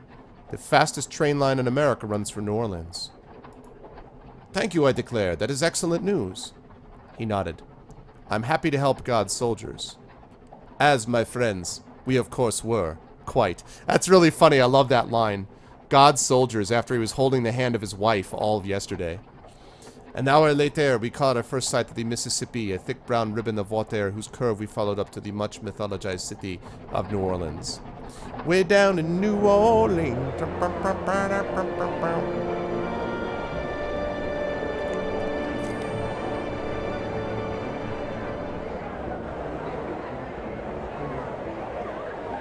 Oh, I still want to get a trombone. What we actually need to do, though, is we're going to explore. Because we can't go anywhere until we get some cash. What I want to do is go to Atlanta, and then all the way up to Washington, and from Washington to London. So that's what we're looking at. I struck up a few conversations here and there, hunting for options for how we might proceed.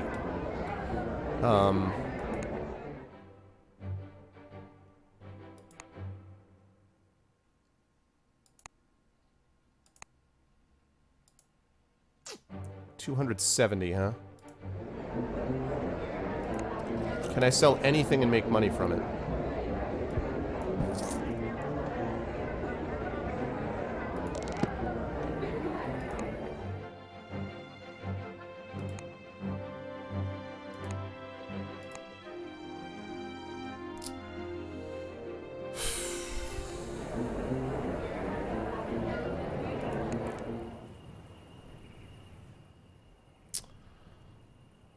Sad trombone for London arrival. I know, right?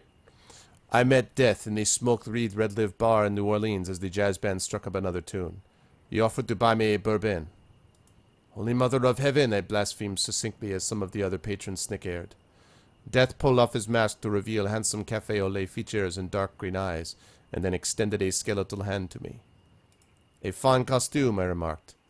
Merci, mon cher. I am Death at our neighborhood Mardi Gras, and I am practicing my role. He took my proffered hand and brought the back of it to his lips for a gallant kiss. He flicked me a rather unmistakable look under his dark lashes. To be so clearly desired by Death was unnerving. I found my feet shaking and stepped back. He tilted his face to the side. Do you find my color displeasing? He asked with a lazy smile. Not that. He laughed, low and pleasing. It matters little, mon cher. There are many white men in New Orleans who do. In spite of it, I am a free man. Death resembled his mask. I do not believe in prophecy, but the chill of his cold fingers on my face sent a thrill of fear through me. Abandoning dignity, I ran from the bar, nerves rattling like knuckle bones in a cup. That's kind of cool.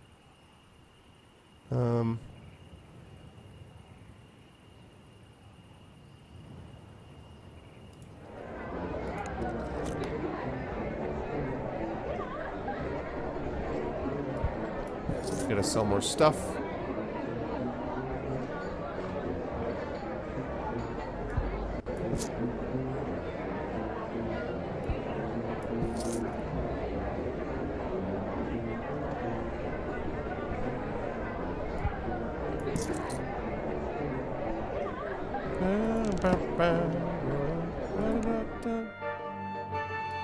Not going to Havana. Going to Washington. God, stop. Ugh. You keep increasing the cost. All right.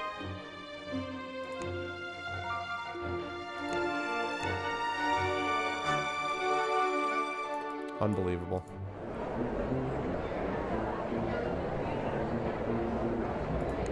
Gotta stay here another night. It was with a heavy heart that I watched the sun go down. 80 days had come and gone, and here we were, still marking time and not yet home.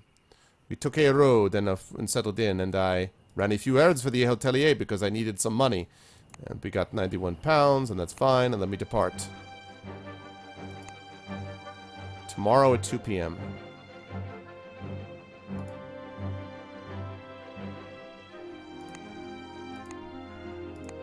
Of course it's more than we can pay. It's always more than we can pay. We never have money ever.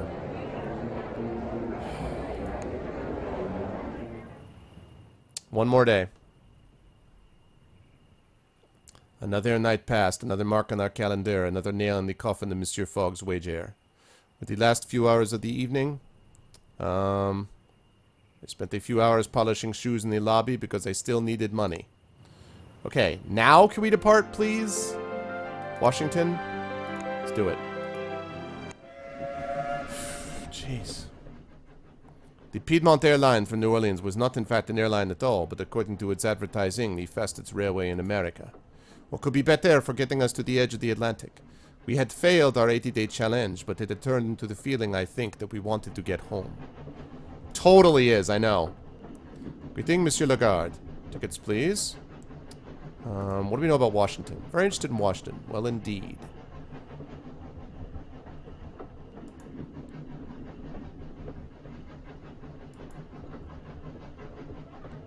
I want to know more about Washington.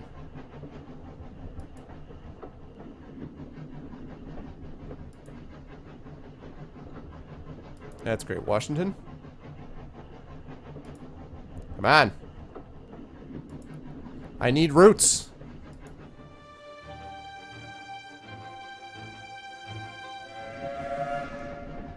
Just as expensive to fly. It really is rigged, yeah. We settled ourselves in a carriage with another occupant, an extremely large man who introduced himself as Charlie Sullivan, a lad from Birmingham, who was most impressively sculpted, especially around the neck and upper arms. His mustaches were, nonetheless, perfect. I asked where he was going, and he replied, New York.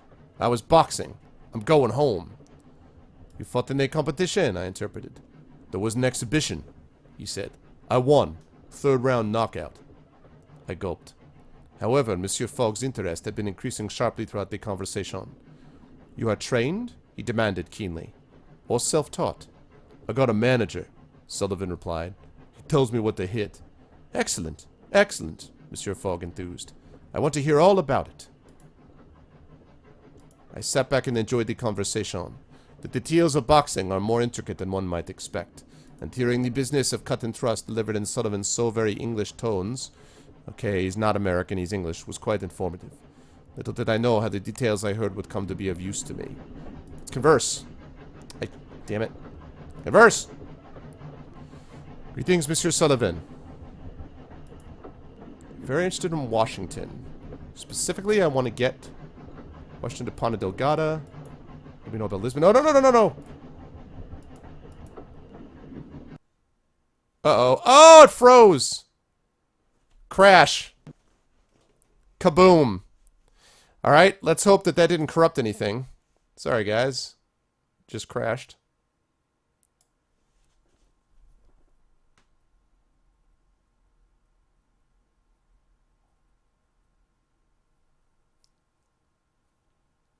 Yeah, it depends.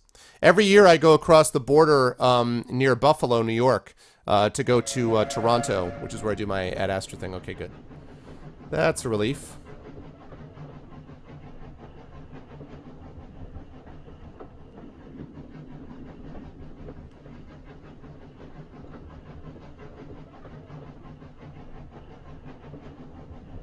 That's it, huh?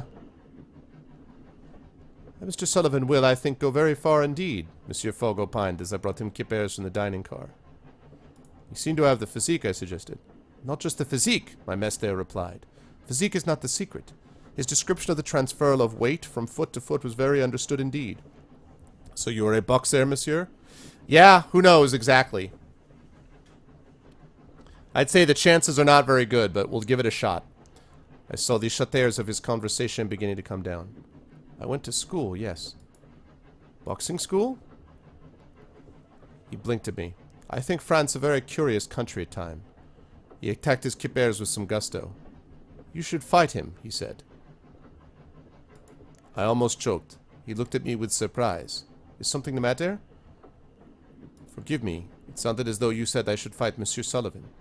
Indeed. He forked another forkful. You needn't be alarmed. I can teach you to box. I roll back my sleeves. I am sure you can, monsieur, I replied, and I am a quick learner. Or at least, I thought, somewhat confident in nature. Excellent, Monsieur Fogg put down his paper. I have arranged for space in the guard's van. Come. When had he done this? I do not know. I merely followed, and there was Sullivan, stripped to the waist, doing his warm-up exercises. Pis portu, he greeted me through a thick leather mouthguard. Sullivan, I declared meekly as I removed my own shirt and tried to listen as my master provided some pointers. And then the fight began.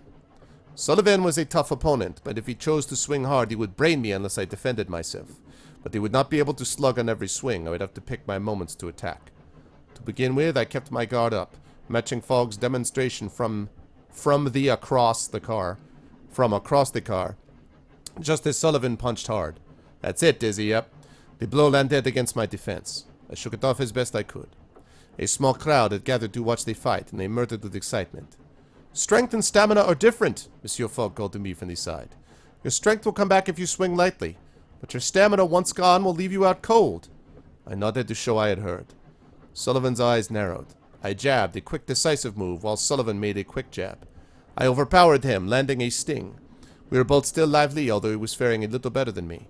Watch it! The next swing may be harder, my master called. Next I brought my defenses up, once more protecting my face. Sullivan lifted his defenses. We circled each other nervously. Neither of us was badly worn, though he was looking better than me. He will have regained some muster from that block, my master shouted. So be warned. Sullivan's weight moved back. He's making the swing, my master shouted. Then I threw a heavy punch, searching for it. Swinging for the fences, putting all my weight behind the blow, just as Sullivan punched hard air. I burst through his attack, knocking him back across the carriage. An excellent hit, Monsieur Fogg declared. A little blood leaked from his lip. I could hardly believe it. I was winning. Sullivan was almost ready to drop. I heard rather than saw the money changing hands. Spectators were betting on me. Sullivan's eyes narrowed. Now it was my turn. I threw a light punch, a quick decisive move, while Sullivan delivered a stinging punch. I got my blow in, landing a sting. Sullivan span about and fell backwards onto the floor of the van. Defeated! Once again, France had defeated England. All the French were happy. All around the world, they began to march around, glorying in the victory of Passepartout. This, my friends, is the only way that these victories will come, if the French face up to the English. On numerous occasions, the English have attempted to humiliate the French, but in every case, the French have dominated the discussion. I knew, my friends, that if I had my master to thank for the way that the French had once again defeated the English. Yes. Booyah! Generous hands scooped me up into the air. Excellent show. Monsieur Fogg beamed, displaying a violent burst of character. Most impressive. Sullivan was rubbing the side of his head and cursing in a version of English I did not recognize. I shook his hand as he was carried to a compartment to lie down. I believe this makes you lightweight champion of North America, Monsieur Fogg remarked to me. More to the point, we won a little from a wager to 2,000 pounds!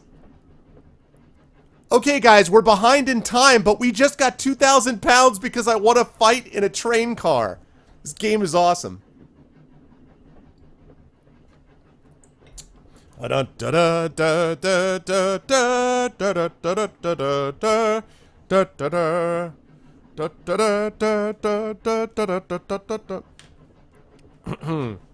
Boom.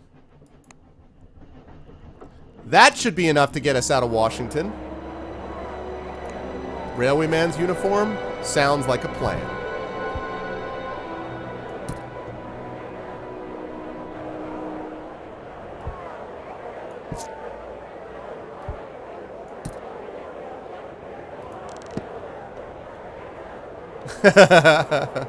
Vive la France.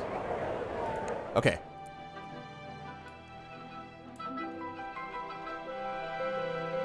No, that's not going to work. We need to explore. We need to explore.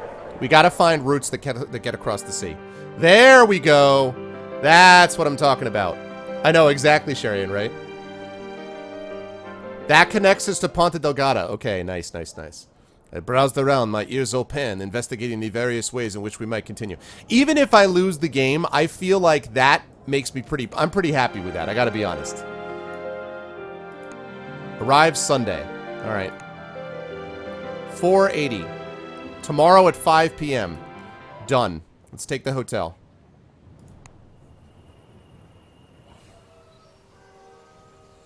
That was really cool. I really like that. People were somewhat wary of Monsieur Fogg as we roamed the streets of Washington. Several buildings had not yet been rebuilt since the burning of the city by English forces in 1812.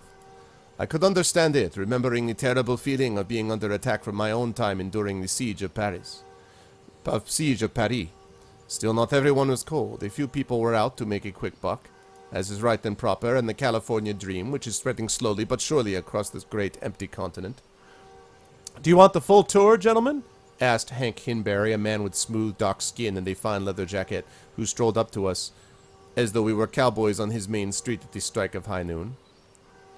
We are looking to leave as fast as possible. Leave? Well, where to now? He smiled. You haven't seen what this place has to offer. Thank you, we're not interested, I replied firmly. Hank left in closer. Tell me now, he purred, what's your poison? We are quite unaccustomed to being poisoned, I replied archly, and he laughed at that. Well now, if you're unaccustomed to it, then you should follow me. He slapped me on the back. He slapped me on the back. Here we make bourbon, it's the best drink known to mankind. Nope. Ah, you fellows are no hope, Hank replied, then took his leave abruptly. A narrow shave, I suspect, Monsieur Fogg confided as we stepped away. How unlike him to have an opinion. I think perhaps Monsieur Fogg dislikes Americans as much as they dislike him. Probably true. Come on, negotiate. Done. 7:20 tomorrow. Done. Wow, that's really expensive.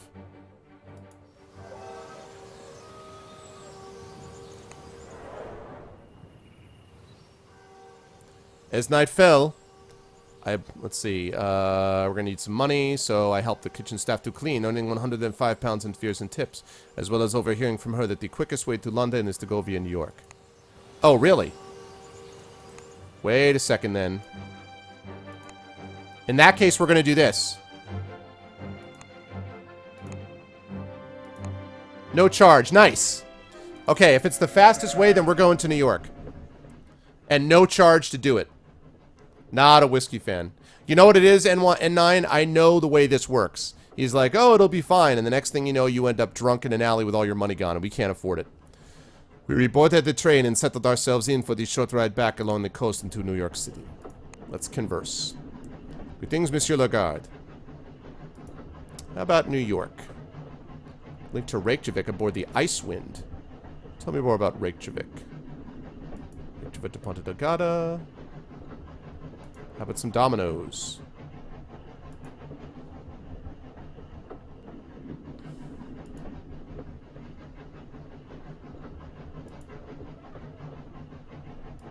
I'm just getting a lot of information if I can.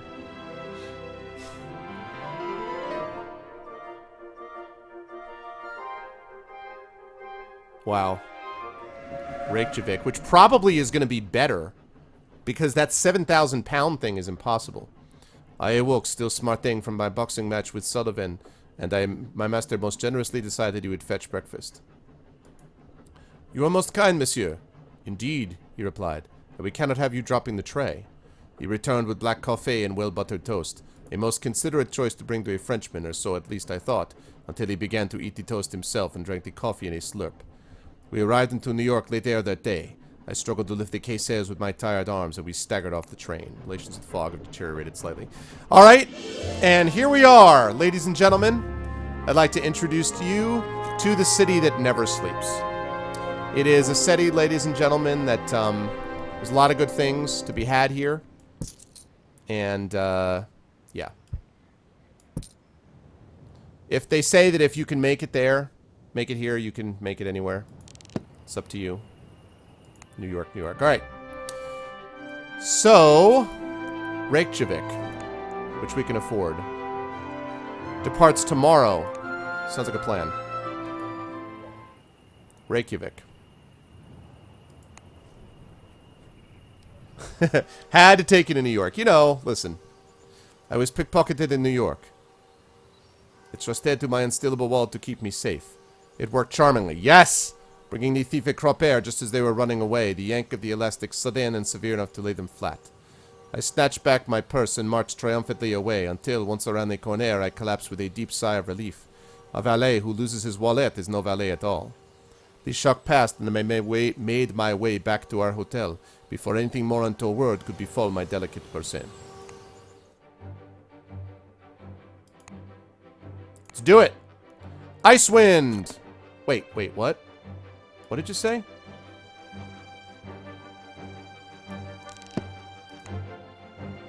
No suitcases?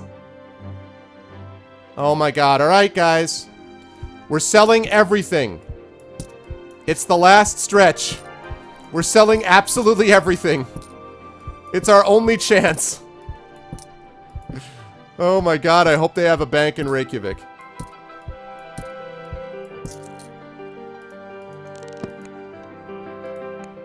Here we go! Rocket ship!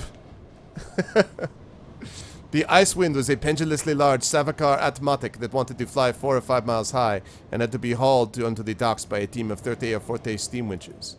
It seemed large for a ship traveling to Iceland, but I was informed by a dockhand that most of the space was for cargo and not people.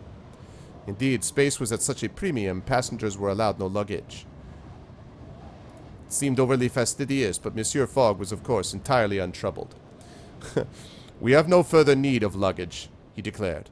Therefore, we signed our visa forms and discarded our luggage. It was soon time to depart. Celebrated lunatic Phileas Fogg fumbles bet. Yeah. Conditions about the Icewind were comfortable enough for the 30 or so passengers making the trip. I set about befriending the crew, particularly intrigued to know what the bulky cargo being shipped was. That's why I avoided that one, generic. It's a rocket. This is what we needed, though, man. We need, you know, maybe the rocket could reverse time. Maybe Superman. Listen, New York has a nice little rocket base. But I gained no answers the first day. Evening clipped in on us slowly as we headed north. What is your wish, master? My excellent valet. Travel quickly. Day 89, as sure you know. We've been too slow. Most concerned about our wallet. Sufficient for now. I got to attend to Fogg. We have passed the latitude of London, Monsieur Fogg declared, and I wondered if I could detect sadness in his tone. Perhaps even he was homesick? We had, after all, been on the longest journey imaginable, and by some measures were as far from home as it was possible to be. I suggested trying to bribe the crew to fly due east, and Monsieur Fogg nodded, a worthwhile thing to attempt. I found the fellows I had spoken to previously, but the woman to whom I spoke merely shook her head and laughed. The ship is full of cargo, and that cargo has to be delivered. It's worth all our salaries twice over. Perhaps we can pay something towards that, I began, but she shook her head. You've got pluck, but I don't think you realize how valuable what we're carrying is. I returned to Monsieur Fogg, mission unaccomplished, and he shrugged. No matter. He said nothing more, and the reason for his silence was clear enough. I know exactly, Edgy. Where was it? Relations with Fogg have strengthened. The third day was short, and we arrived into the skies above Reykjavik as the sun was gathering across the water.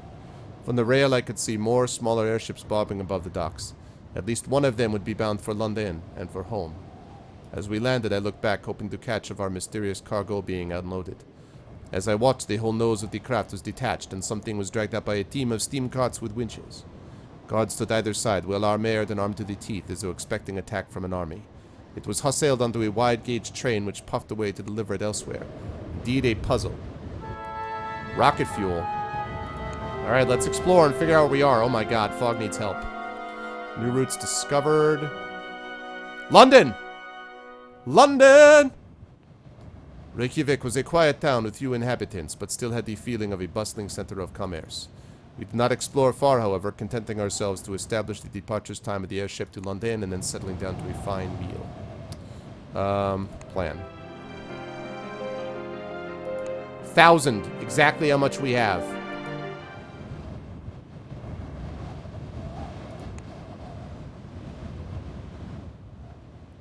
God damn it, I don't have enough money! I ran a few errands. Woo! I ran enough errands! Oh my goodness. It costs £1,000. I just ran enough errands to get it. Oh my goodness. Alright. Let's get the hell out of here. It may be worrisome. I'm going to be attending to Fogg a lot. Silver Seal. The Silver Seal. Oh yeah, I know, right, Edgy? Silver Seal was a small airship than the Icewind had been, and a Geysir to boot. We loaded up and strapped ourselves in for the launch. Adventurer Fogg expected back shortly. Tending. The ocean tore along beneath us. I enjoyed talking to no one. I know, right? There was nothing I needed to know. No one to charm, flatter, or beguile into giving us aid. There was only the wind and the time, and we could control neither. Tend to Fogg. Woo! Monsieur Fogg looked out at the observation deck windows with perfect calm, though the Wager was lost and he was no doubt ruining. I watched him closely for fear he might do something drastic. I spent the remaining time embarking on the writing of this account, though I found already the details of our early adventures had grown vague and indistinct.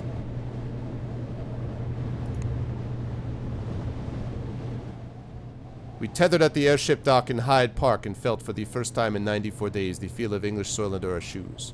At long last we had returned to London.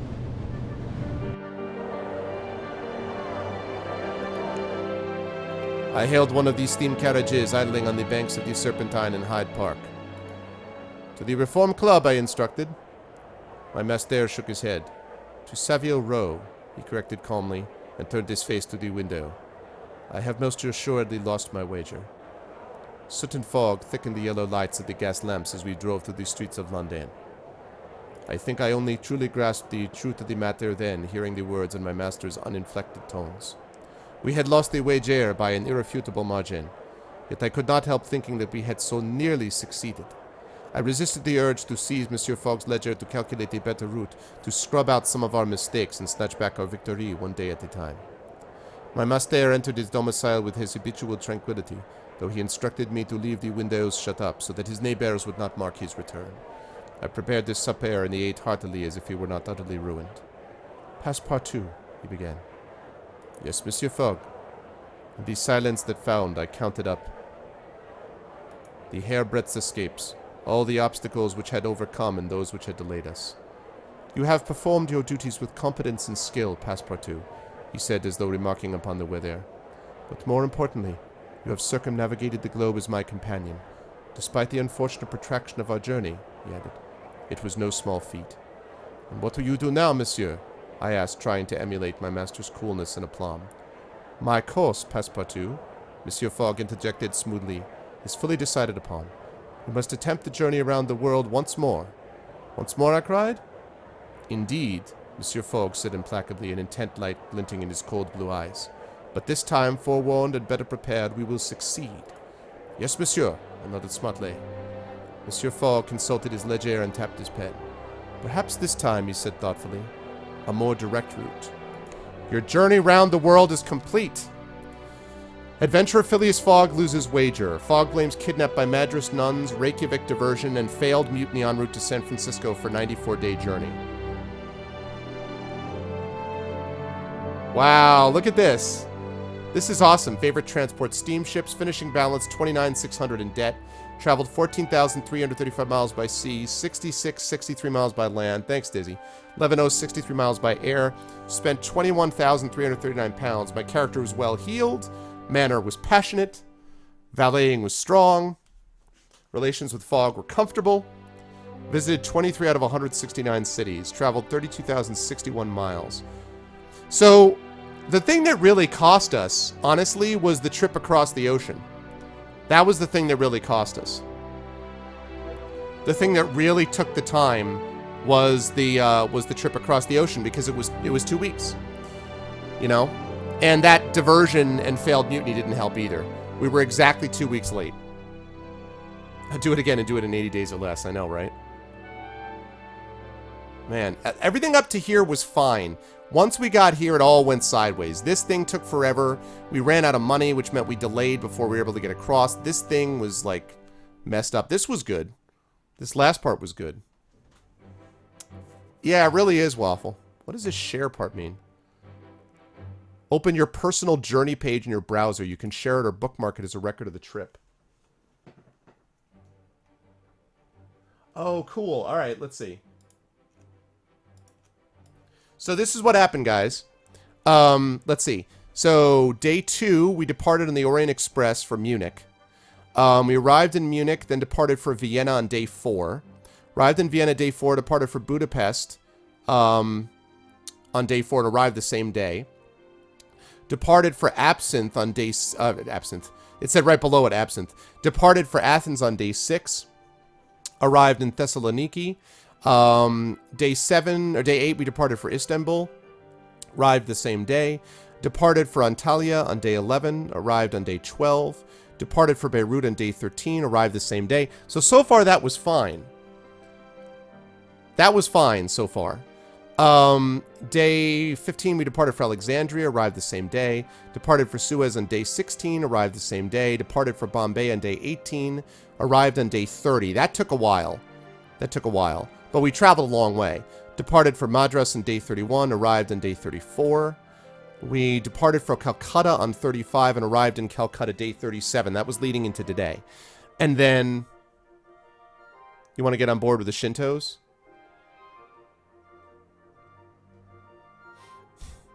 Yeah, I was screwed already, though, Edgy, by the time I got there. I mean, maybe that would have saved me 5 or 6 days, but we still would have lost the wager. I got screwed because of the whole Pacific thing. We needed more money. Departed for Hong Kong on day 39, arrived on day 48. That took a while. Departed for Yokohama on day 49, arrived in Yokohama day 52. We departed, and then that was the big problem, because we had to wait 8 days to get money from the bank. And then we departed on day 61 for San Francisco. So we were 9 days in Yokohama. Departed for San Francisco on day 61. We were rerouted to Honolulu halfway across. Arrived in Honolulu on day 73. Departed for Acapulco day 74. Changed the destination to Panama City on day 76. Arrived in Panama City day 77. Departed again for Acapulco day 77 and arrived in day 79. Lost our wager as of day 80 when we departed for New Orleans. Departed for Washington day 85. The whole boxing thing happened then. Arrived in Washington day 86. Departed for New York day 88. Arrived in New York day 88. Departed for Reykjavik day 89. Arrived in Reykjavik day 91. Departed for London on day 92. Arrived day 94. So, yeah. That's interesting. I don't know, man. I don't know. That was interesting. Oh, I'm sorry. Here. Let me show you guys.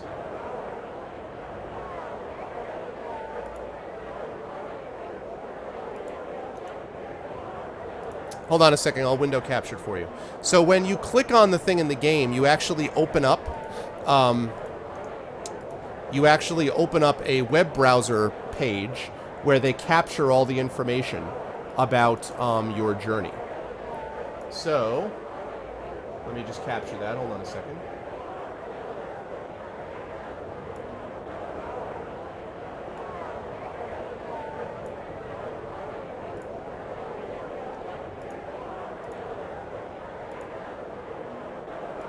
Okay, so this is what it looks like. You guys can see it up top there. So,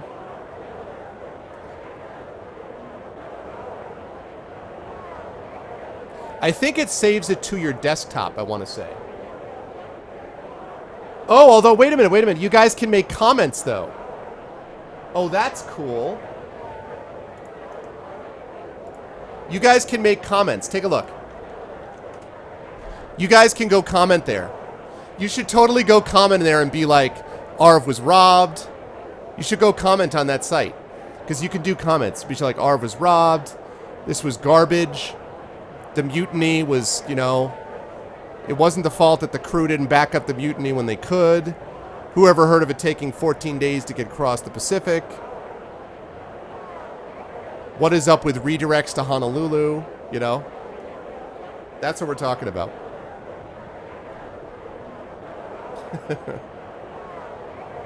That's pretty cool. I like that.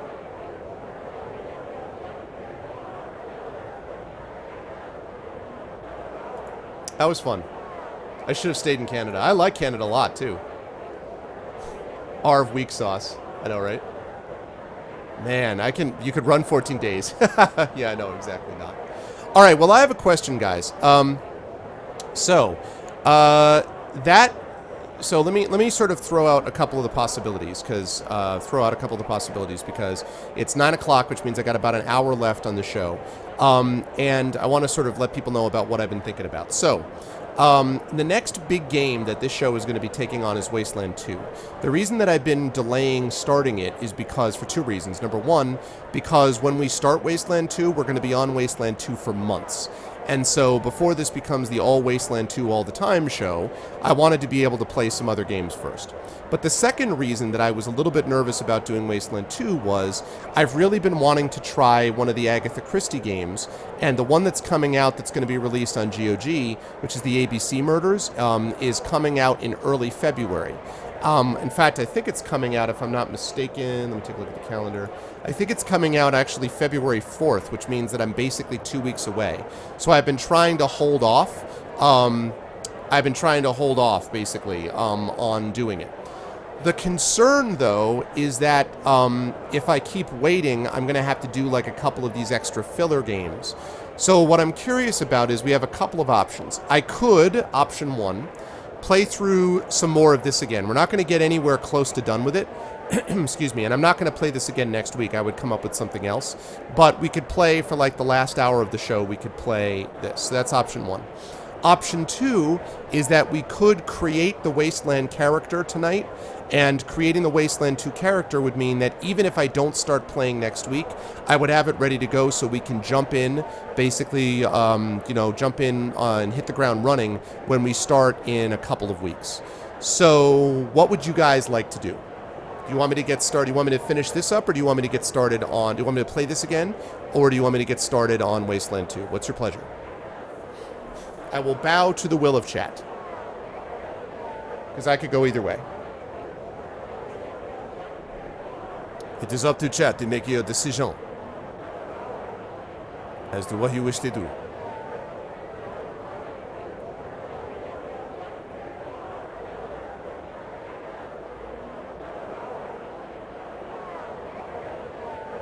Listen to your heart, then do the opposite. The wasteland is calling.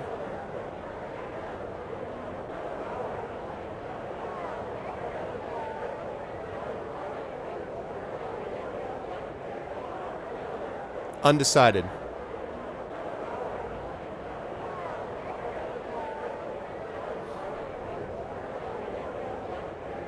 That's it? People don't care? Is that what I'm getting? Basically, people don't mind either way. It does not matter. All right, well, let's get Wasteland underway then, and if need be, take that screenshot. A postcard of London seems appropriate. Yeah, that's probably fair, Dizzy. That's probably fair. But I may end up taking a break. Well, we'll see. Maybe I'll take a break a couple weeks after I start. All right. Sounds like a plan.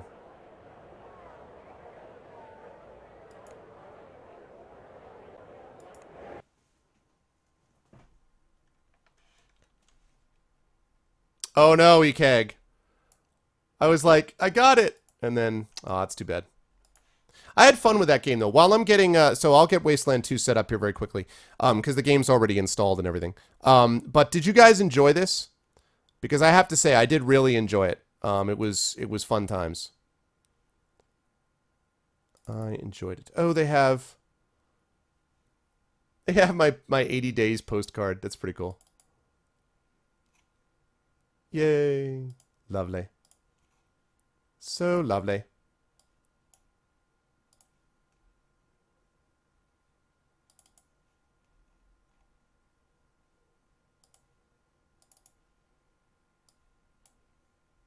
Okay, let's get rid of that, and let's put this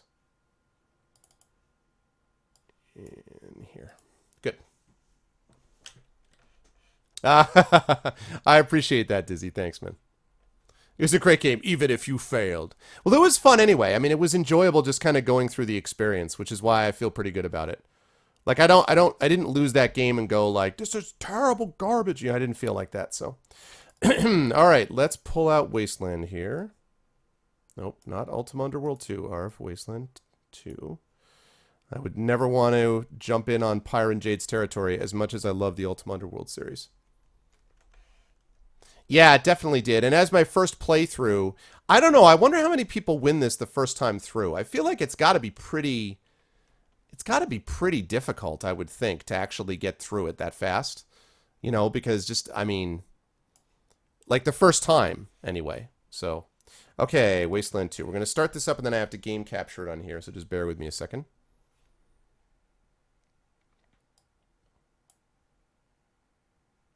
Now, here's the thing about this, by the way.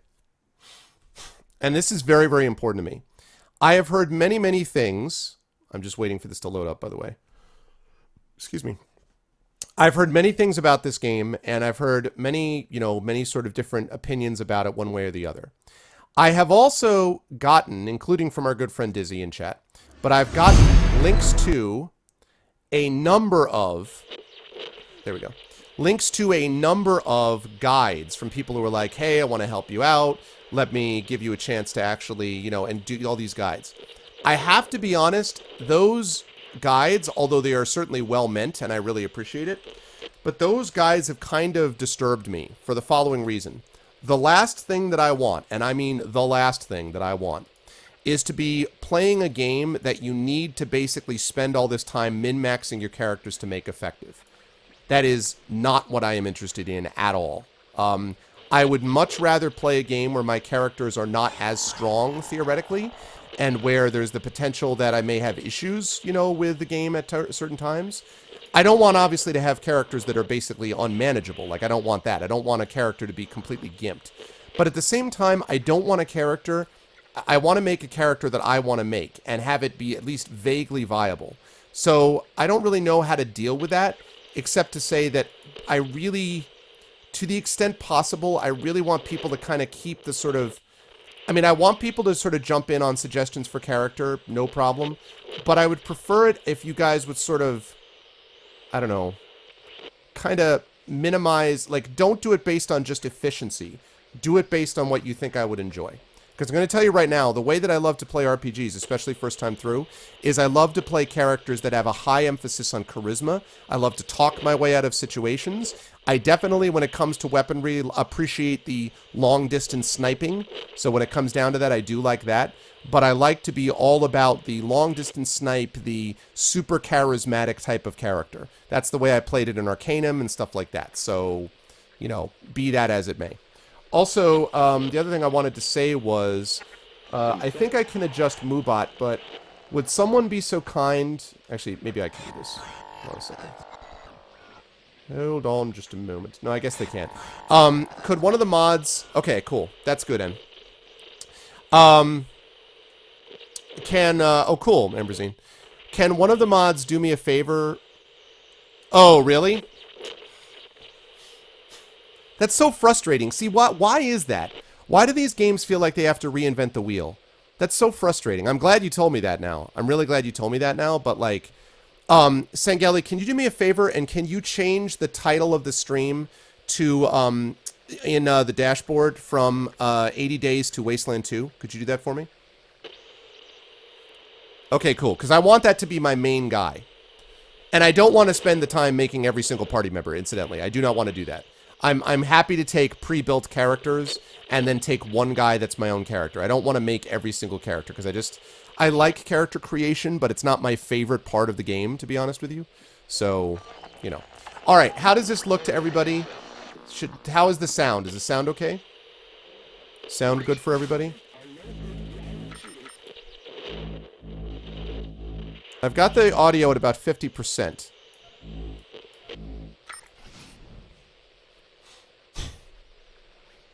Yeah, that's cool, Sparkly. Character with charisma and stuff. Well, but I want a character who's persuasive. Yeah, that's all it is, Funkmaster. It's just a muffled radio. What's up, Kilgore? How you doing, man? Good to see everybody.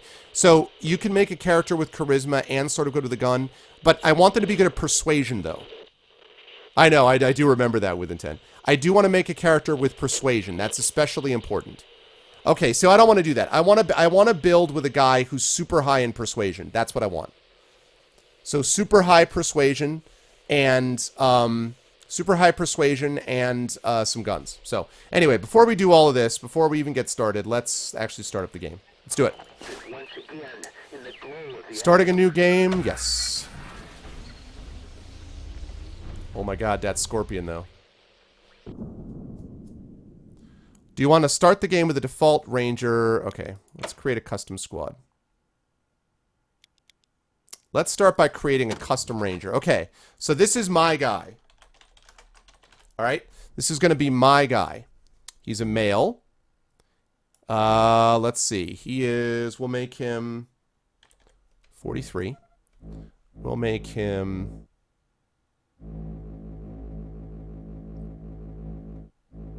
They don't have mine. I'll do this because it's closest to mine. He does not smoke. Let's change this portrait. Oh, nice. Okay, wait a second. I could do the snapshot. Even better. Even better.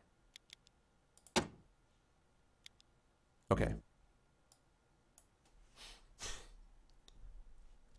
ASS high intelligence. I know. It's okay with intent. I appreciate it, man. All right, so... That's fine. That's fine, Sangeli. It always does that for me, too. It worked.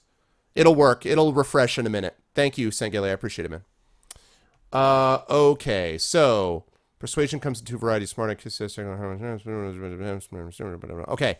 So, and I want... Well, okay. Well, let's talk about it as we get there, okay? Let's customize the appearance. First of all, let's do this. This is very important. Hat. No. What am I, the dude from, what am I, Raiden? No. That's okay. I am not in Desperado. That's kind of cool, sort of. That's incredibly dumb. That's, I'm not in a fraternity. That's The Last of Us. I don't even know what that the hell is. That, what? Am I a nun?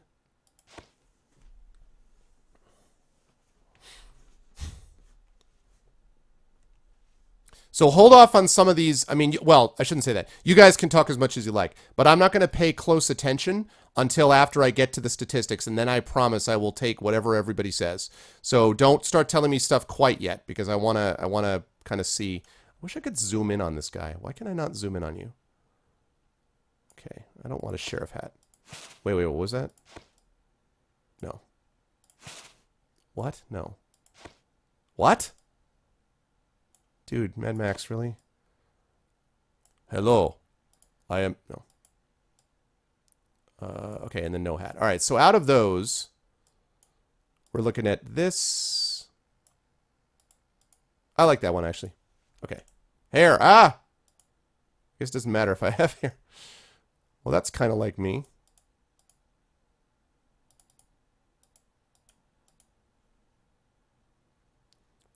This is tempting.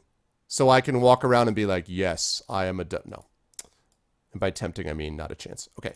There we go. Now the head. Whoa. Eh. Why are you not letting me zoom in on you? Texas Ranger. Yeah. Exactly. I don't want tattoos. Ooh. Ah, okay. I like that. Right there. There we go.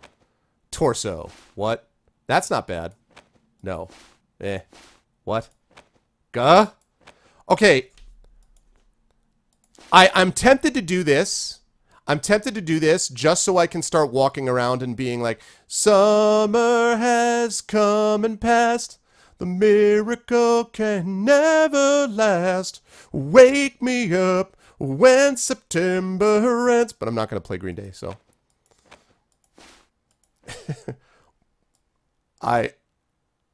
What? What the? No. Good night, dear Ryan.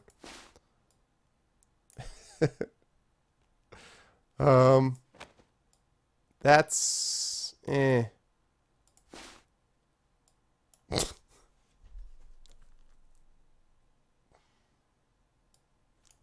Chat, your thoughts. Where's Outstar when you need her? Hello, boyos, and welcome to the stream with the lusty Argonian cowboy. I am not doing this ever. So, just in case you're wondering. Not a chance. That's,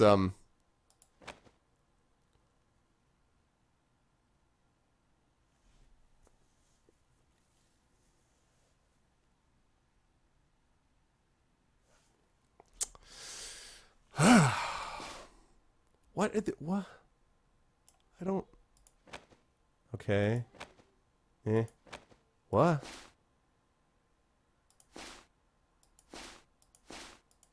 They do give you a lot of choices. What is this? It's boring. The hell? Oh, wow. That's... I don't know what to say about that.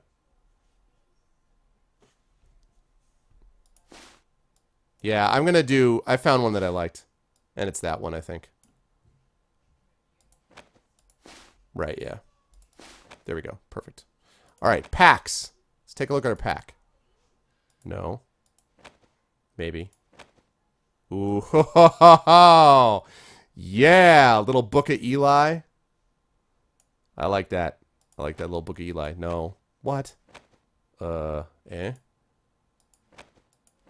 Right here, baby. Book of Eli. That's what I'm talking about. All right. What about my legs? Jeans. I like that. I like the simple. I like the jeans. That's... I think I like that a little better.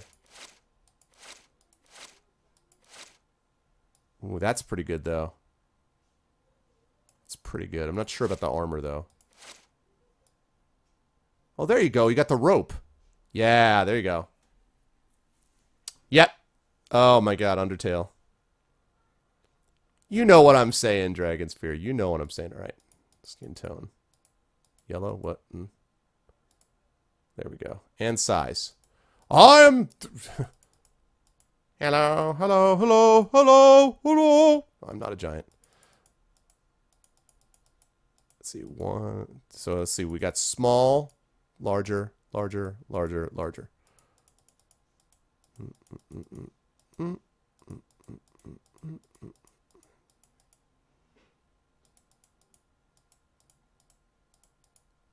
There we go. Good. Confirmed. And now, take a portrait. Snapshot. Yeah. I love it. Okay, cool.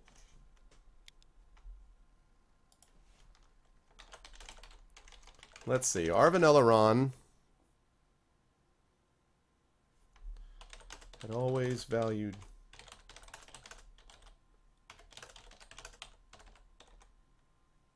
family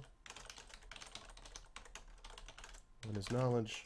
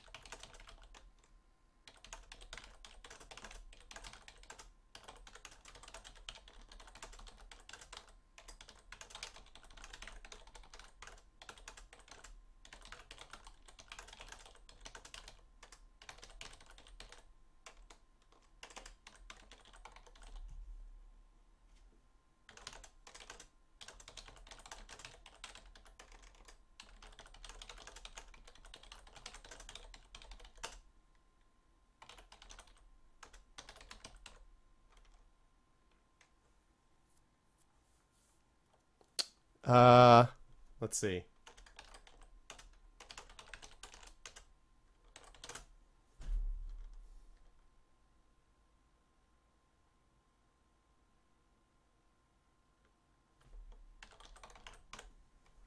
Arvin Elrond had always valued two things above all, family and knowledge. When the second thing he cared about wasn't enough to save his first, he knew he had to set out to find a new path and a new family to go with it. He carries with him a deep compassion for the downtrodden and the oppressed, a hatred of bullies, and a seriously badass sniper rifle. Its name, The Lesson. I like that. I'm going to take that, actually, Troll.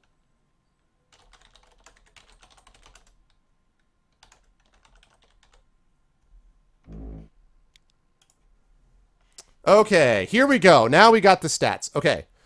Available attribute points. All right. Thank you, Waffle Speed. Okay, so now. You think I've... What's up, I'm curious? I misspelled Thunder Cake. Very funny. All right, guys. So now you need to help me out. So I need him to be... Wait, why? Why isn't he going to be? Wait a second. Why is he not going to be a persuasive leader type? What do you mean? He can't be a persuasive leader type? Seriously? He can't be a persuasive leader type with a sniper rifle? Is that true?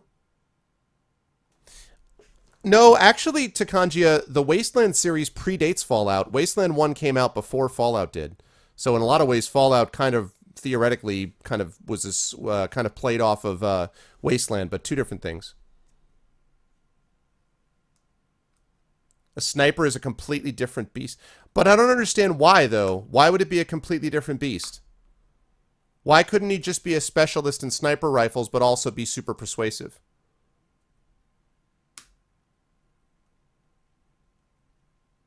No, I went with it. I like it anyway. In order to be a competent sniper... Oh. Really? Really?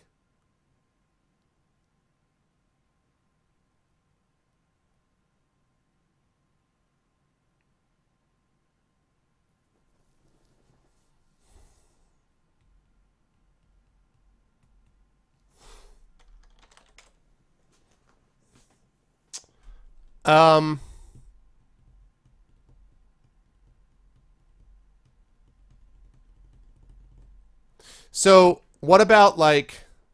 Can I... Okay, so if I... Alright, well, that's disappointing. Alright, well, if I can't be a sniper rifle guy... Persuasion is more important to me. So if I can't be a sniper rifle guy, can I at least be, like, a pistols guy? Can I at least be a pistols dude? That's true, Shadowed. Yeah, that's true. Can I at least be a pistols guy?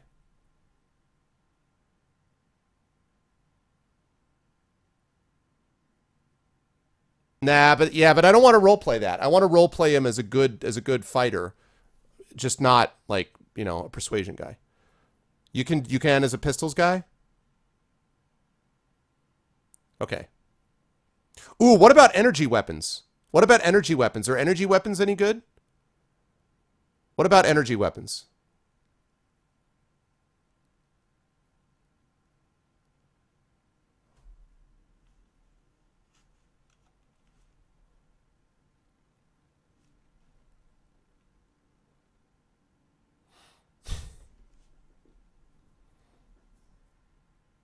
Energy weapons suck.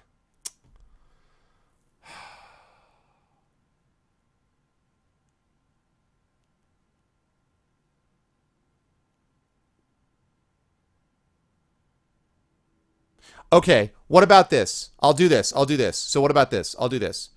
Can I, instead of that then, can I do persuasion with up close with blades? Can I do persuasion with blades? Persuasion has to be really big, though. Can I do persuasion with blades or not? Is that possible? Persuasion with blades, maybe? Yeah, exactly, Kilgore. I'm starting to get a little frustrated, like... Can I be persuasion with blades, maybe? Possibly? So that's viable. I can do that. So blades don't suck? Melee doesn't suck. Ugh, it's so not... Well, I don't mind blades. Again, I'm just going to be Book of Eli guy. Yes, you can on normal difficulty. All right, all right, all right. Okay, so there we go. So that's what it's going to be then. So blades and persuasion. How do I do that? High intelligence, high speed, then invest into the persuasion. High intelligence, high speed. Okay. So high intelligence. High speed.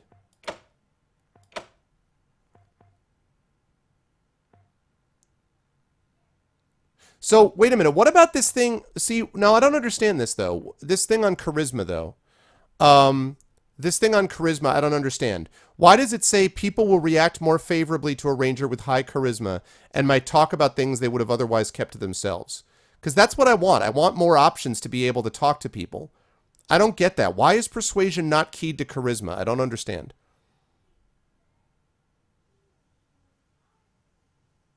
Yeah, I'm not doing anything with intent.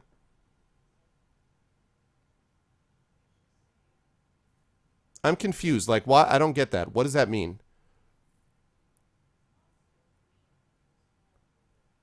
Charisma is for NPCs you can invite and for experience.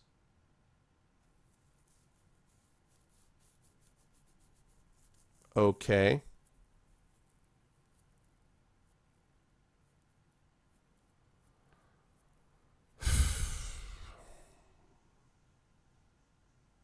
So there's no way. Okay.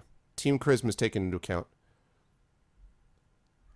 I don't know. I want to be a leader type character who persuades people, who's like really good at persuasion and who's really well liked.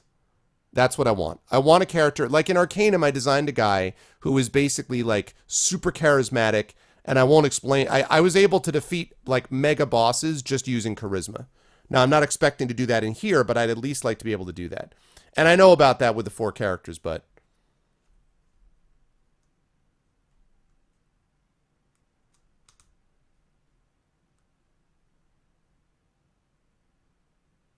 okay. So and using 3 attributes is going to be dumb. Is that right? Using 3 attributes is going to be dumb. Do I have that right? So like trying to build up charisma, intelligence, and speed is not going to make sense, right?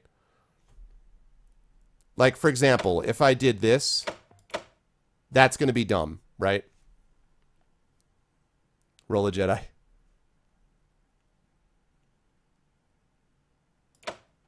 Feel a little nervous about the luck being that bad. So like this.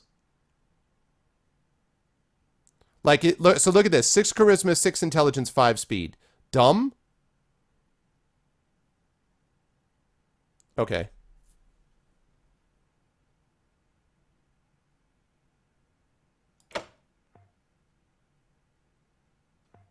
And I'll drop my coordination.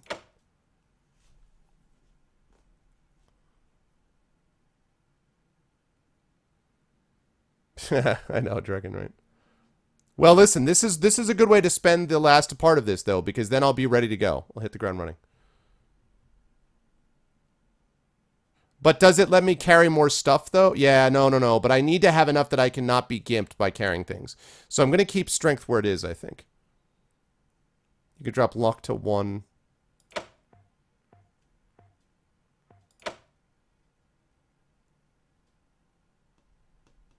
Don't roll me. Does coordination only affect that, though? No, I don't want -1 action points. I don't want that.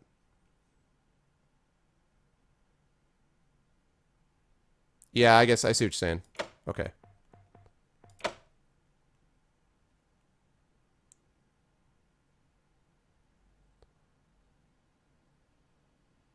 Let's see. All right, we're getting there. Awareness looks like it's going to be pretty significant. Can I drop... Okay, what about this? Well, pow. 10 charisma. Boom. 10 charisma. They're like, yes. Yes. 10 charisma. 4 speed, 6 intelligence. Not... Also, are you able to change attribute points later on or not? Like, can you improve them over time? Or not? I wonder.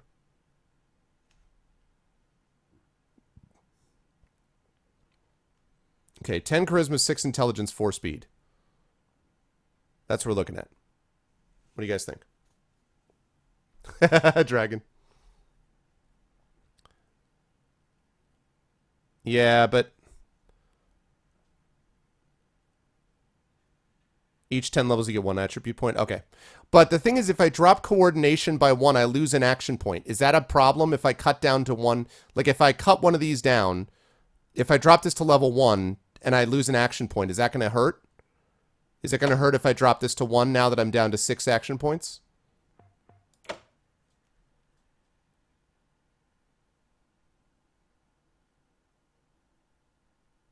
Okay. Like, is that going to be a problem that I've only got 6 action points now? Boost the action point from speed. Okay. All right. Well, we've got 10 charisma, 6 intelligence, 5 speed. Yep. So, 10 charisma, 6 intelligence, 5 speed. That looks like it's close. I think it looks like it's close. So should I drop intelligence and increase speed? Because I want a high intelligence, right? Because that helps with skill points and persuasion, right? Hey, what's up, Immersed Simp? Immersed, I haven't had a chance to say hi to you, but what's up, man? I saw that you were doing a speed run of Gex, so hello, welcome to the GOG team.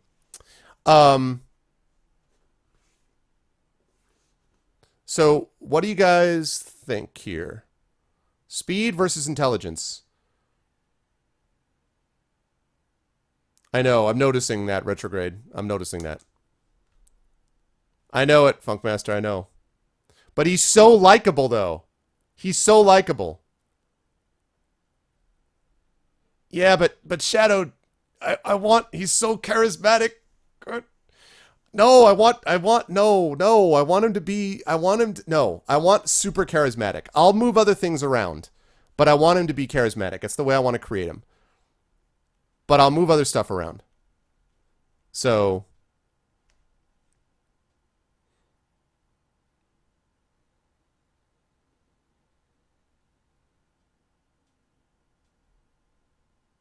And I figured the intelligence because I want more skill points, right? I assumed.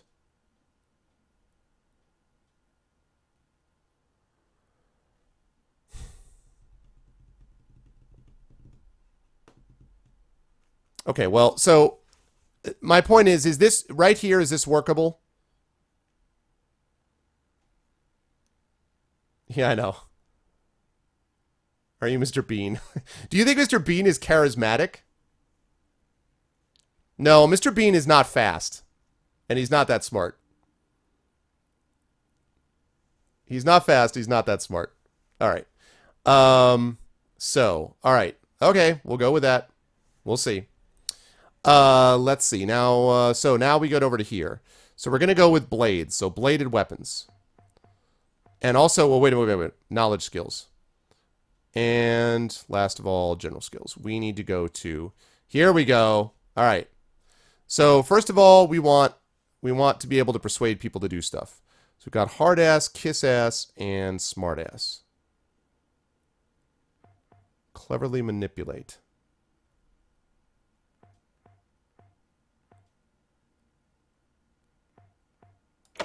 All right, this is just a thought, okay? That's not going to work. That's not going to work either.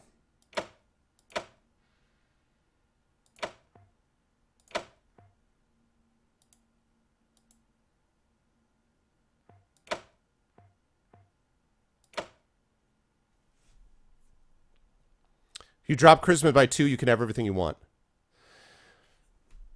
But are you? But wait though. Isn't it possible that there's going to be like combat like options where people are going to be like, "You're so charismatic, I will give you the key to the city." Like, I mean, isn't there going to be stuff like that? Isn't there going to be stuff like that that matters? Are you sure that 10 charisma doesn't matter? Because it really feels like they've got to have things in there for when if you have 10 charisma, they're going to be like, wow, congratulations, they gave you the bank. Like, there's got to be something, right? Or is that just not the case? They just don't care. It's just not, there's no reason to even have it at 10. Are you sure?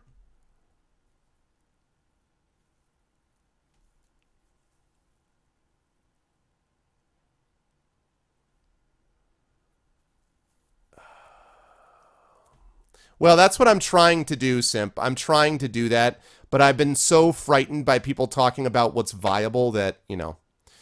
All right. You guys are no fun. All right, what about this? 8 charisma, 7 intelligence, 6 speed. Okay, what about this? 8 charisma, 7 intelligence, 6 speed. Is that good? Is that all right?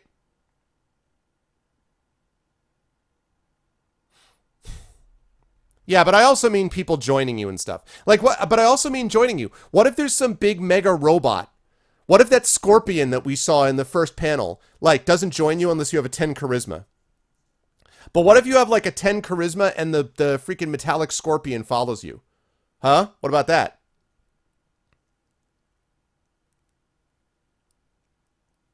It's funny. What about that? What if follow your heart? I know forever questing. What about that? What if I what if he's like uh, intelligence 6 versus intelligence 7?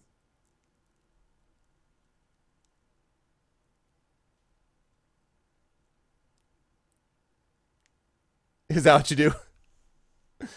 Oh man. It doesn't seem to make a difference, Sharian, but it doesn't seem to make a difference at all. Like,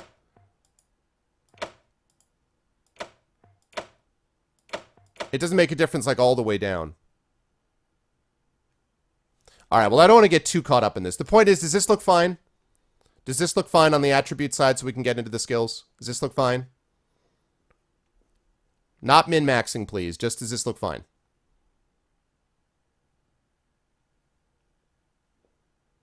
Okay, is this fine? Is this good?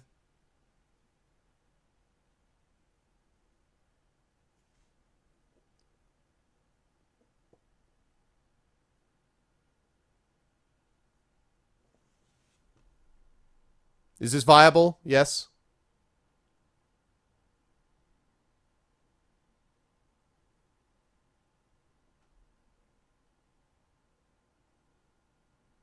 Okay. So let's go over to here.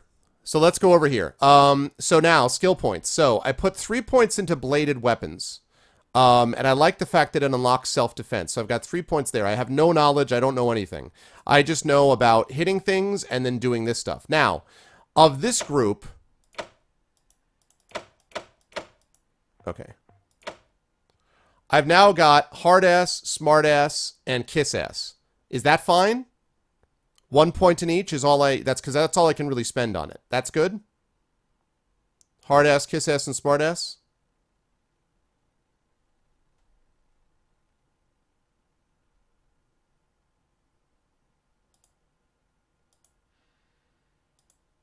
Yeah, the persuasion, which is this.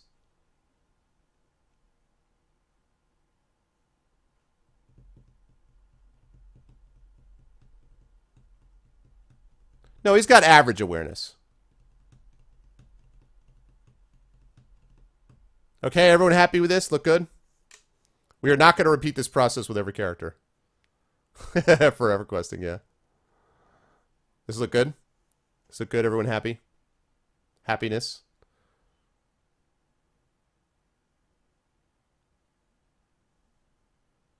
You drop 1 more point from blades. Even without that self-defense?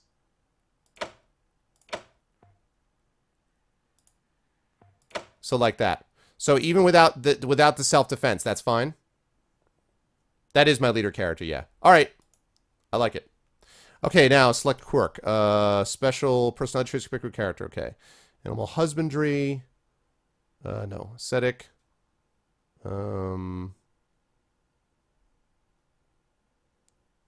Interesting. How valuable are trinkets? Asshole, no. Brittle bones, no. 1 skill point each level up after level 10. That's interesting. +1 to what? Feigning goat. What? Heavy-handed. Ooh, heavy-handed is possible.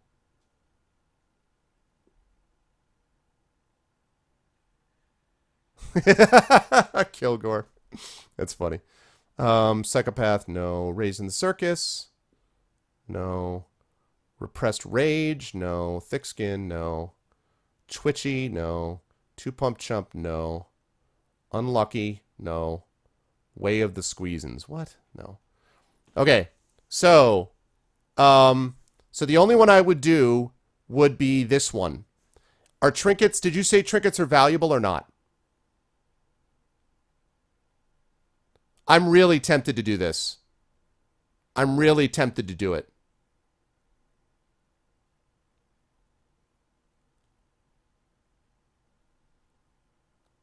You know what? I'm going to do that. I'm going to do that. I'm going to do that. I'm going to do that. Wait, don't I get the aesthetic at game start? I'm going to do that. I like that. Okay. Now we're going to select an existing ranger.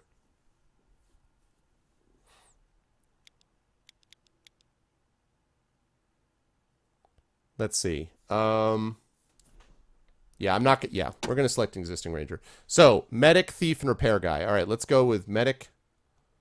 Medic, thief, and repair guy. Combat medic. Pills. Oh my god, what? Wow. That's pills, huh?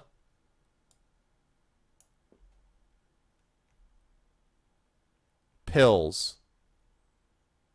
You should fix your bio. No, it works, Shadowed. It works. It works. I didn't specify who his family was. Pills.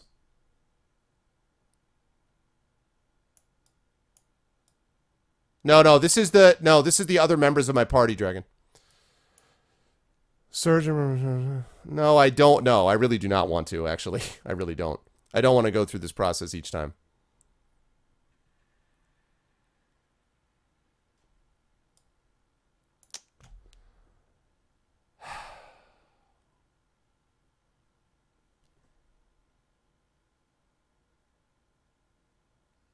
All right.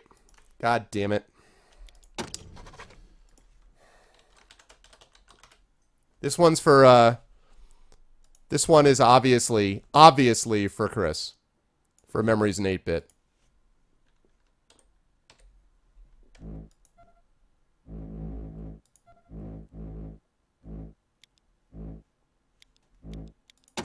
I'm going to go real quick through this one.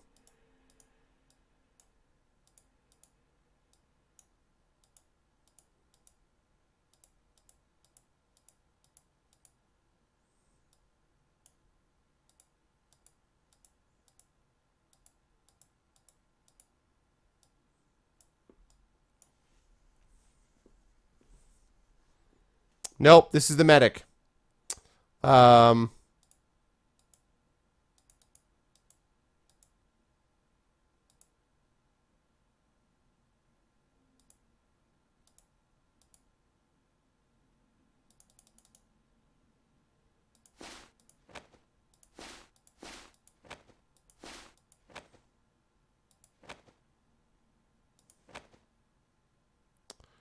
Okay.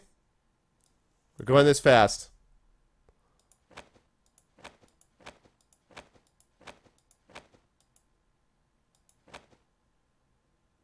I gotta look for more.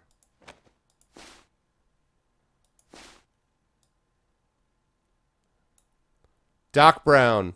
Okay.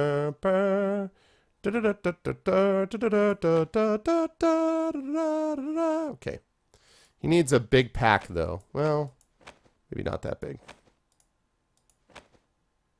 There we go. That's fine. Got the fanny pack going on.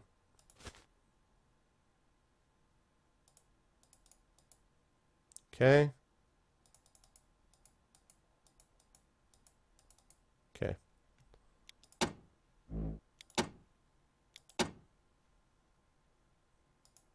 Okay.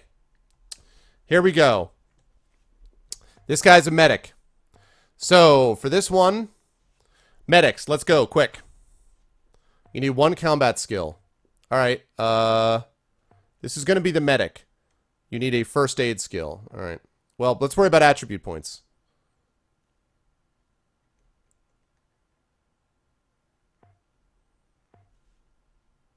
Oh, first of all, his intelligence.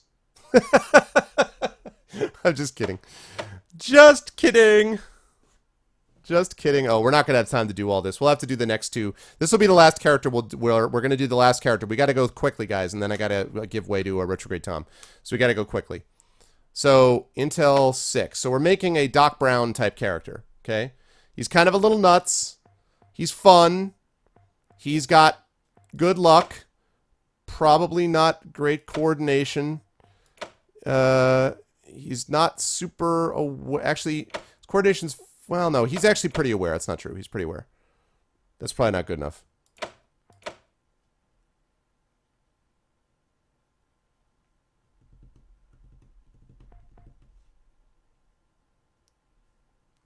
And he spells little like cabbage. All right, medic. What else do I need for a medic? This is not going to be my mule. I'm going to have a guy who's going to be my mule. This is not my mule. This guy's a medic. So what else we got? This guy's a medic. What else?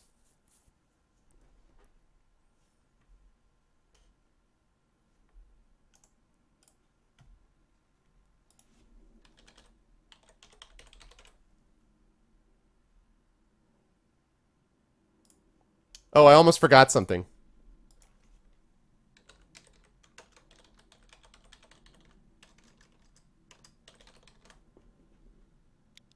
There we go. I thought that was important.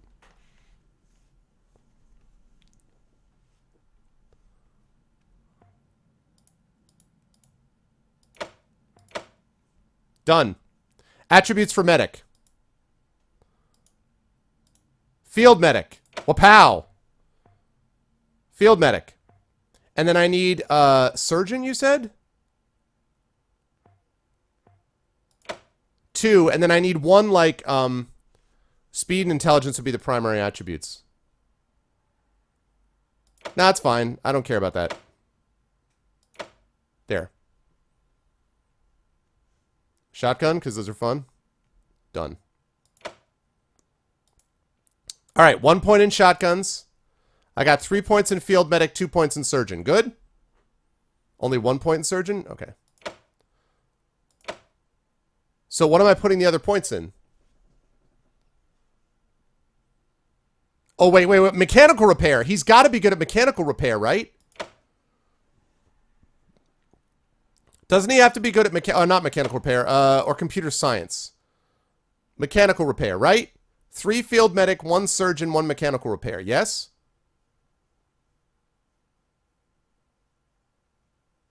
Or do I give him toaster repair? 1 point in mechanical repair. I feel like toaster repair might fit him. Either mechanical repair or toaster repair. What's it going to be? And then we got to close down here for the night. We got to. I got to do the raffle and get out of here. We're going to have a computer science thing, but this is for Doc Brown. This is for Doc Brown. So toaster repair, maybe. Toaster repair. What about that? 3 field medic, 1 surgeon, 1 toaster repair, and 1 shotgun. Good? Good. 3 field medic, 1 surgeon, 1 toaster repair, and shotgun. Good? Yes? Is that good?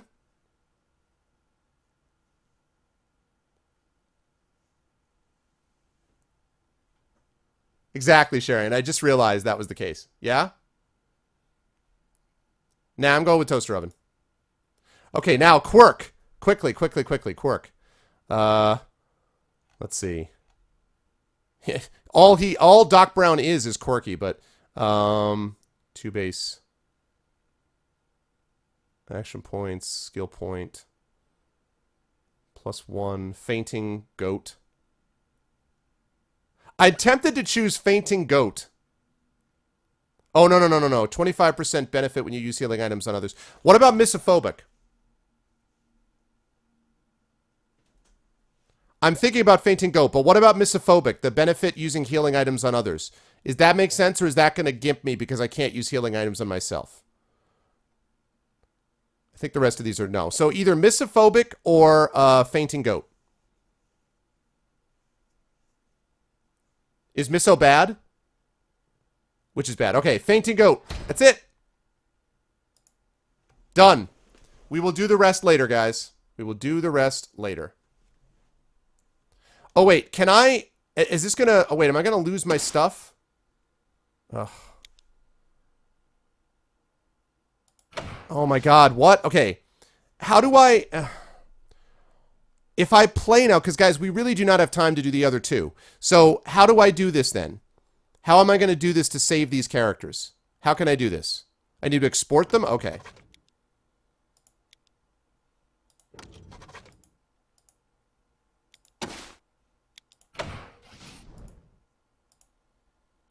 Thank you. Export them. Done. Thank you, guys. Thank you very much. Yeah, minimize the game. Very funny. Lovely. Okay. I can already see this is going to be an interesting experience, but it should be a fun one. So, all right, guys, we're going to do our raffle. I got to set this up right now. Retrograde Tom, I'm sorry, man, that I'm getting this to you slightly late. I apologize, but I will try to get this done as quickly as I possibly can. So this is going to be a $9.99 game code, guys. A $9.99 game code. If you are interested in winning one of the 80 days, if you're interested in winning one of the 80 days things, it's going to be a $9.99 game code. So please type in raffle now. The raffle is open. So please type in raffle.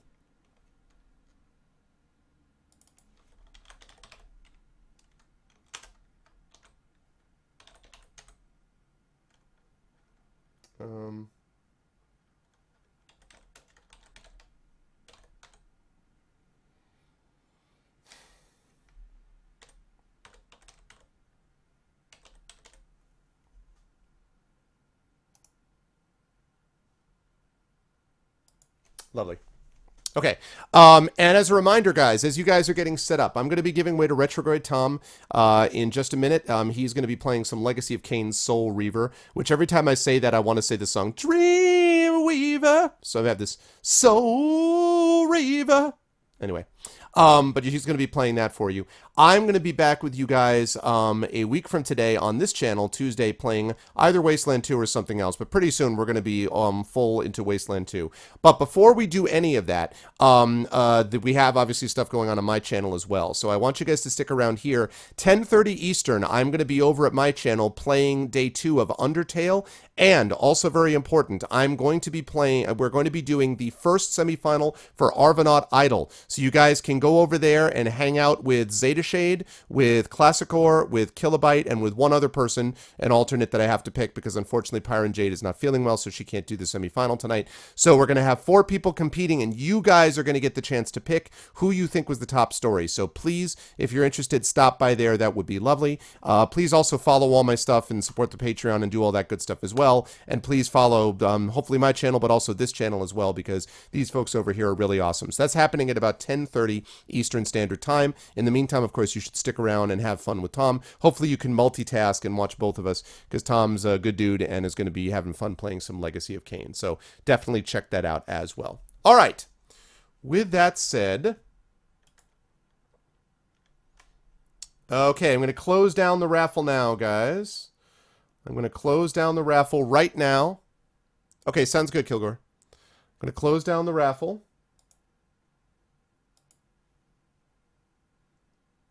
And the winner is Hinito Kisu. Hinito Kisu is the winner. Hinito, let's hear it. Let me hear you in chat, please, Hinito, so I can give you your thing. Hinito Kisu is the winner. Congratulations, Hinito. Are you here? Are you here? Speak up, please, or forever hold your peace, as they say. Yay, I won one of your streams. Very nice. Okay, give me 1 second. Here we go. We got this. And there's this. Yeah, Hinito has given away stuff to, has donated stuff to my channel for giveaways before, so this seems like poetic justice, I'd say. Okay, it is on its way to you now as we speak. Awesome. All right, congratulations, Hinito, and thank you, guys. So this was a lot of fun. I hope you guys enjoyed 80 Days. Next week, again, as I say, is back to Wasteland 2, possibly, or maybe 1 or 2 other games, but very soon we're going to be full core into Wasteland 2 for a while, with occasional breaks on this channel, so I am looking forward to that. If you like what you saw and heard, please make sure to follow. Again, please come check out my channel in a little more than a half hour for the first semifinal of Arvanaut Idol and for Day 2 of Undertale. And until then, please stick around for Retrograde Tom, who's going to be playing for you some Legacy of Kain. Until then, 80 Days is complete. We didn't win, but it was a lot of fun anyway. I had a great time. Hope you guys did too. Thank you all so much, and I will catch all of you wonderful people over on my channel and back here a week from today, 7 p.m. Eastern, 12 a.m. GMT for episode 19 of Pen and Pixels. Until then, be good to each other. Have a good night.